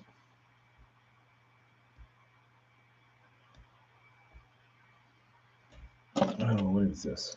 What is this? Has this been sanded or not? Kind of. Rat brains and Jinkos. Oh yeah, if you're looking to put out the vibes at the food court in the mall, go get you a little stir fry bowl. Sit out in the food court and cross your legs in your Jinko shorts. Let the let the brains breathe, and you will certainly get some looks.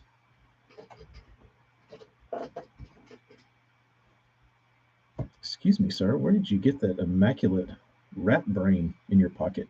Oh, thank you for asking.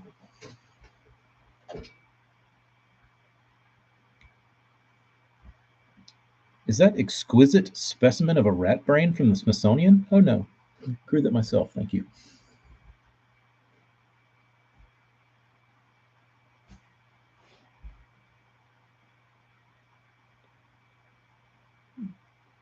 Tommy Hilfiger. No, she was an Abercrombie girl.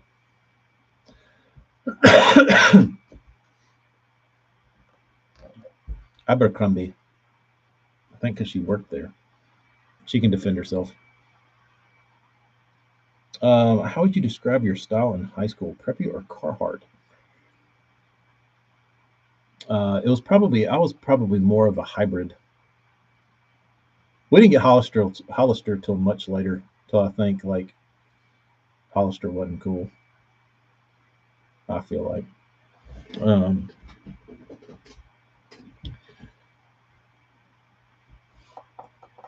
I was probably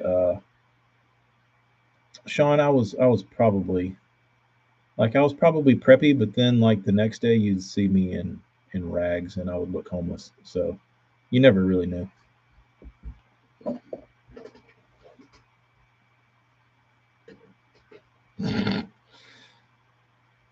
Had a Kangol visor that was after high school. Did you only wear it after you got out of school? Did you like rush home to put on your Kangol visor and then walk around the neighborhood, or was it like after you got out of high school into college? What was that other stupid ass hat you used to wear, Amy? What was that brand? Uh, what was it called? Uh, uh, what was it? Von Dutch. That was it. I bet Sean had some Von Dutch shit.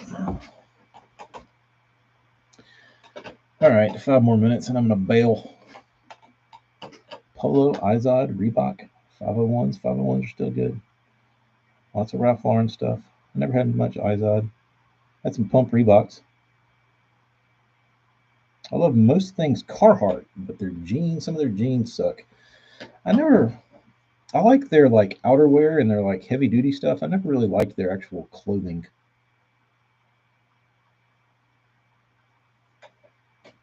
I had a pair of their pants, but their pants were.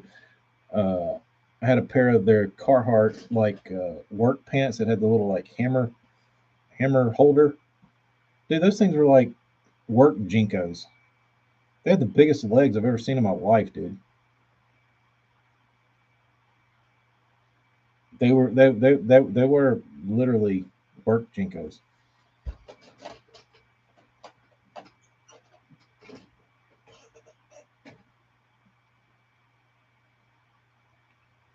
I guess I don't know. I wore Affliction until everyone ruined it. Oh, you mean you ruined it? You were part of the movement, bro. 501, 501's a great cut.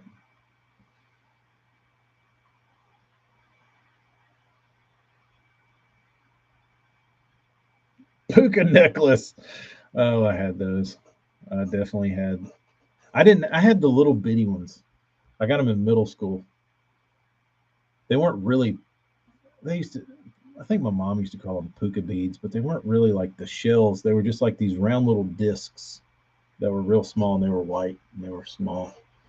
Uh, no, I could never have frosted tips. No, I was not that edgy, nor would my mother allow that.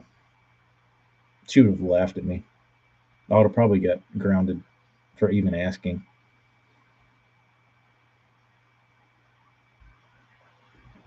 No. What's the person I clowned on with frosted tips?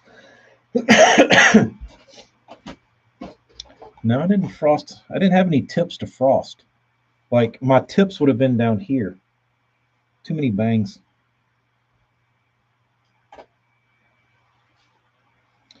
Tyler couldn't have died here. No. I thought about doing that before I shaved my head. I saw this dude doing he did a head shave and he had bleached all of his hair blonde like Eminem and then he buzzed it off. It actually looked kind of cool. It's like, I wonder what would happen if I bleached my hair and then buzzed it off. Strict Southern parents for the win. Uh,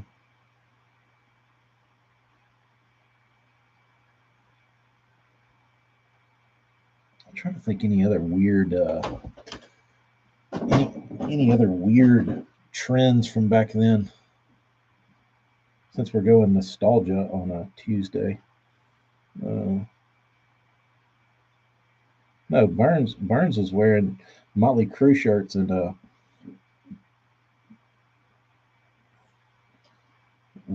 cheetah pants with a dog collar and Doc Martens and hair down to his ass. Was that you, Burns? Starter jacket. I had a Seattle Supersonic starter jacket.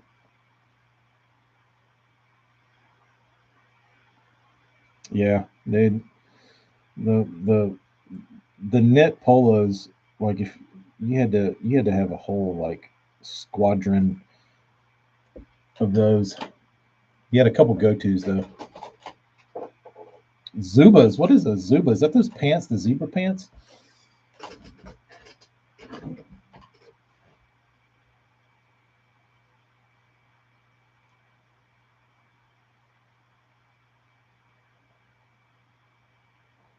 Who was that? Somebody tried to bring those back.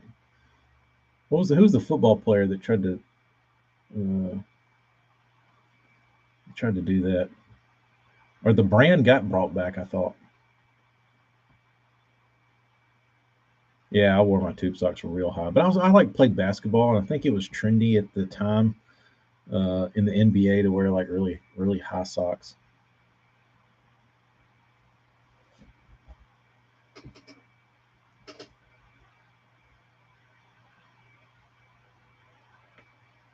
Dude, I would have loved to see Burns back in the day.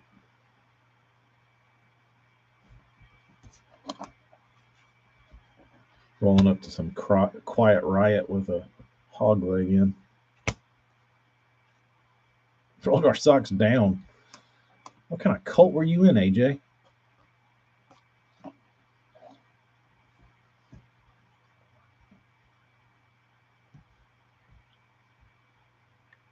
Who did that? I'm trying to think. I feel like that was like a tearaway sweats for basketball.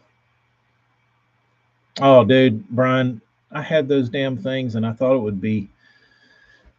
I had a pair of Adidas breakaways for basketball, and I thought it would be a good idea to do some sort of like knee slide move on the gym floor wearing those. Dude, I melted a hole in the side of the pants and it like burned my leg from like sliding on the gym floor on that material and literally burned a hole in the pants.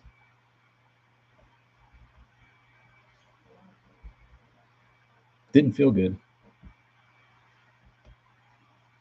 Did it for a short time to look like a donut.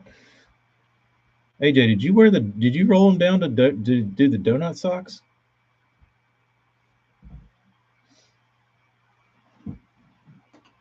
Tight rolled jeans. I never messed with my jeans. I wasn't James Dean rolling cigarettes up in my sleeves. What do they call that? What do they call that style? A greaser?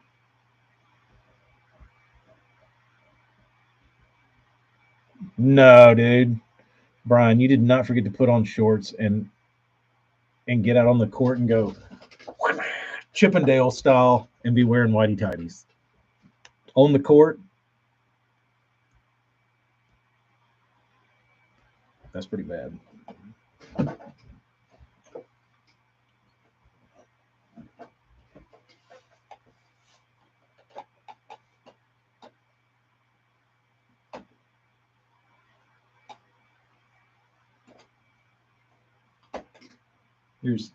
Here's AJ sitting over at his house right now, punching air.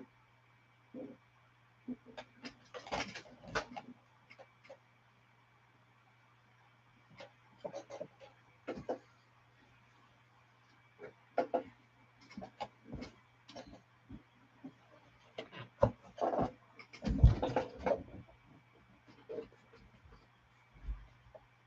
will say these are pretty cool socks.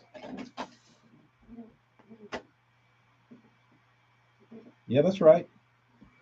I got bass on my socks.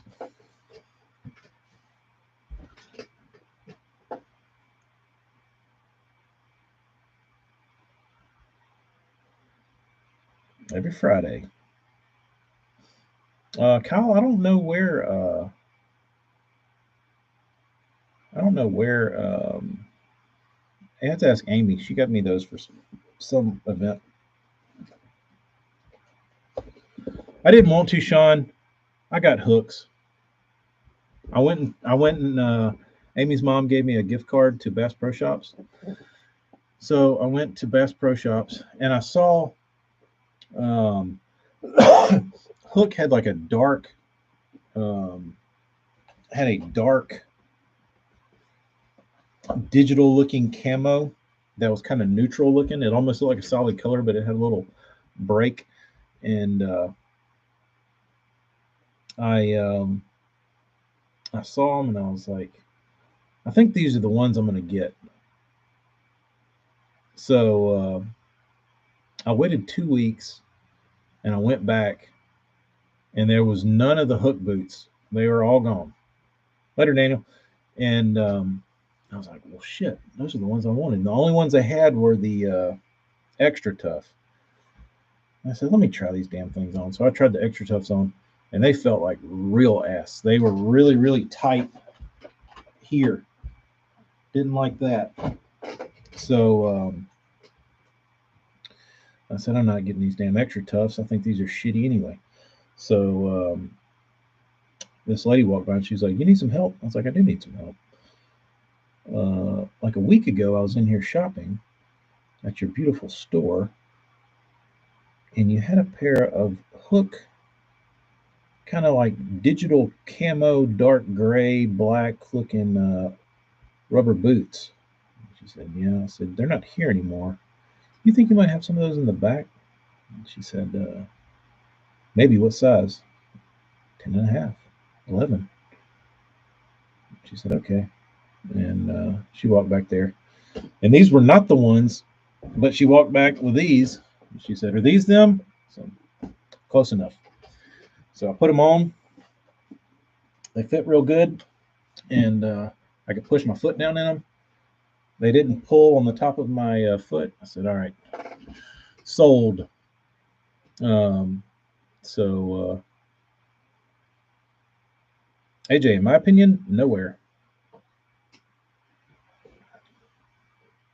On the sides, I can tolerate the sides, but I can't tolerate the top because then I can't get my foot in and out of it.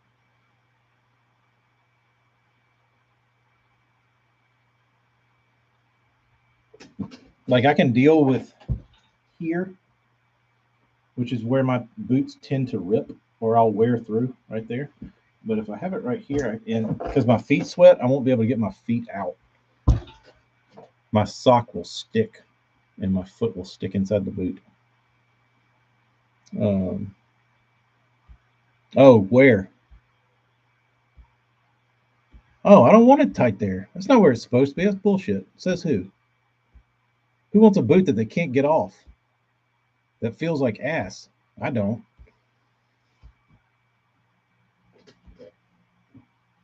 Somebody needs to erase that from standard boot fitting. Is that so it doesn't ride up when you walk? AJ, I don't care if you own fucking Lariat, dude. Ariat. That sounds horrible to me. I don't care if you're Tony Lama. Ugh. That makes me cringe, dude. But I have a weird shaped foot, so I wouldn't say my foot is I probably have like a I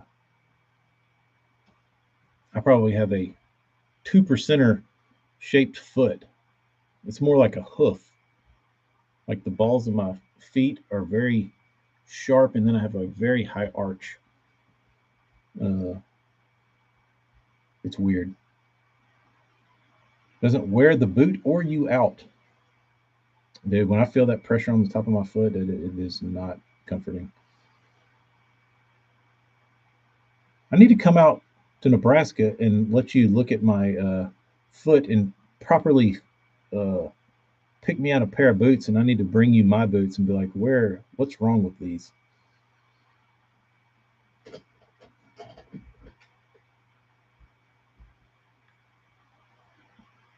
What's a boot that fits like a croc?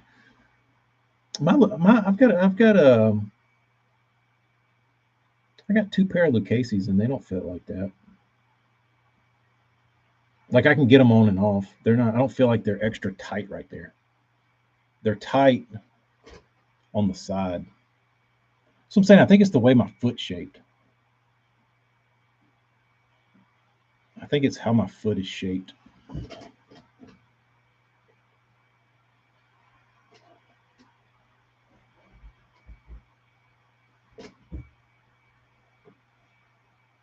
I don't like. But like I said, I never always. I don't know how do you fit that though? Because if I get a wide, I feel like I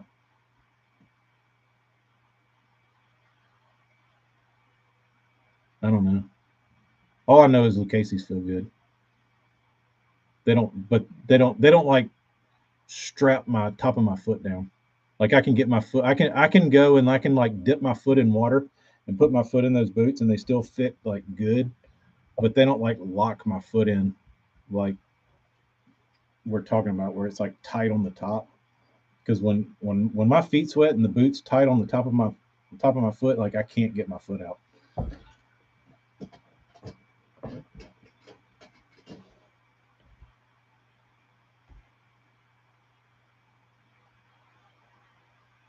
I'm trying to think what the like I used to work in double H's and then My foot would stick in those real bad.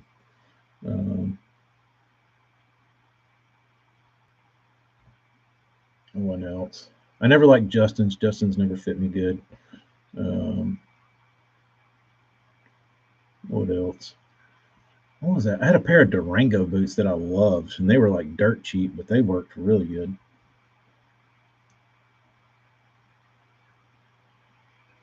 I had a pair of handmade boots from Mexico that were tight across the top. It was a nice fit.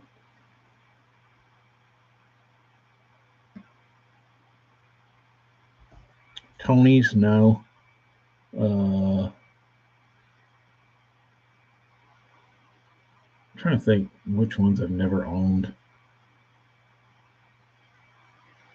You'd probably like Olathi, Olathe. Hopefully, I don't need any boots for a while. I do need to have my Luke Casey's worked on. Olathe.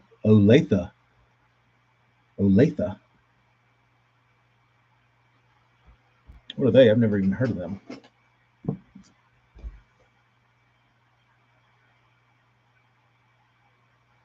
Olathe.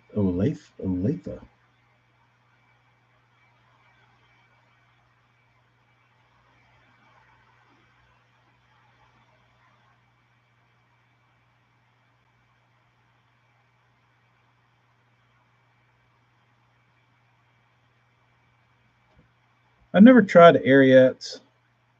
They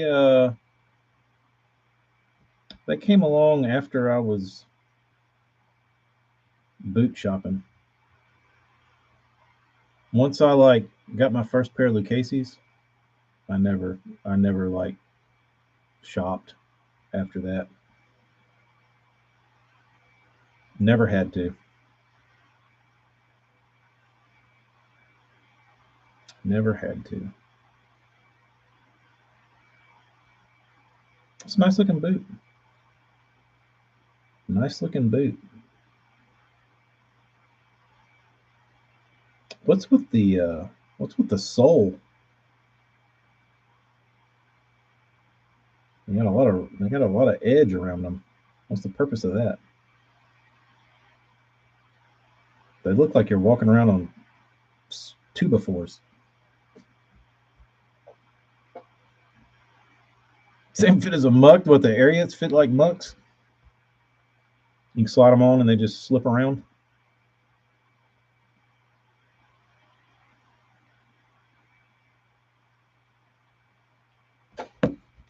I had some work outdoor, whatever kind of boot from Carhartt, and they were nice. They lasted probably 7 years.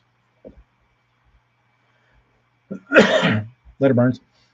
What was that? One of my buddies bought some boots. He bought like this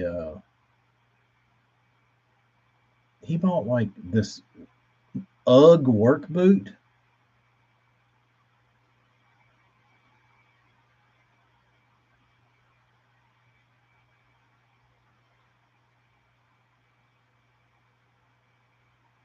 I kind of treated my Lucchese's like Ariats. Well, I didn't work in them, but I would like wear them so much, like just dicking around. But it wasn't. I wasn't physically working. Like I wasn't on a construction site walking around in Lucchese's. But I do. I have a nice pair. I have a couple. I have everyday ones, and then I have nicer ones. But I've sprung I've got a dark pair and a light pair. The light pair is my favorite one. They're the oldest, but the really dark brown ones, I put my foot in those not too long ago, and a nail went into the sole of my foot. Um,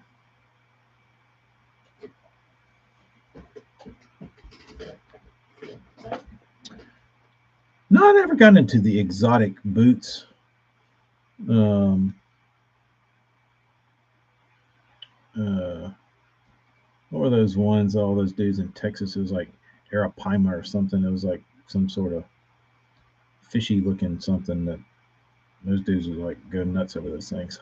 Uh, But no, I never got into the exotics because I knew it was a waste for me to have like a boot like that because I knew I'd destroy them. And but they say they were the boot people were telling me about, a lot of that stuff's like more durable and more stretchy and does this, and it's like uh, different feel than you get out of leather and all this kind of stuff. But it didn't. I just stick to leather. Shorts and python skin boots. I wouldn't mind a pair of snake skins. That wouldn't be too bad.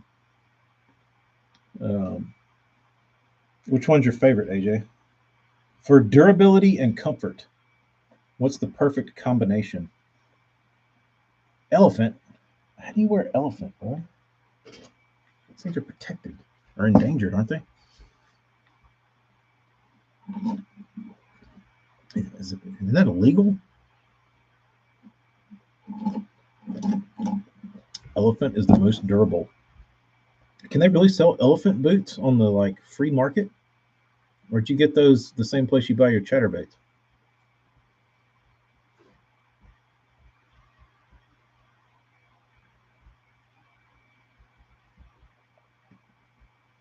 See, Tom. I didn't know. I didn't know you could do that. All right, we got on boots. People are dropping like flies. I'm out of here. Elephant is cool. Hmm. So it's light and durable.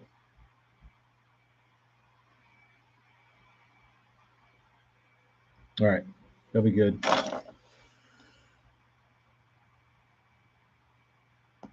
Don't wear tight boots. See you later.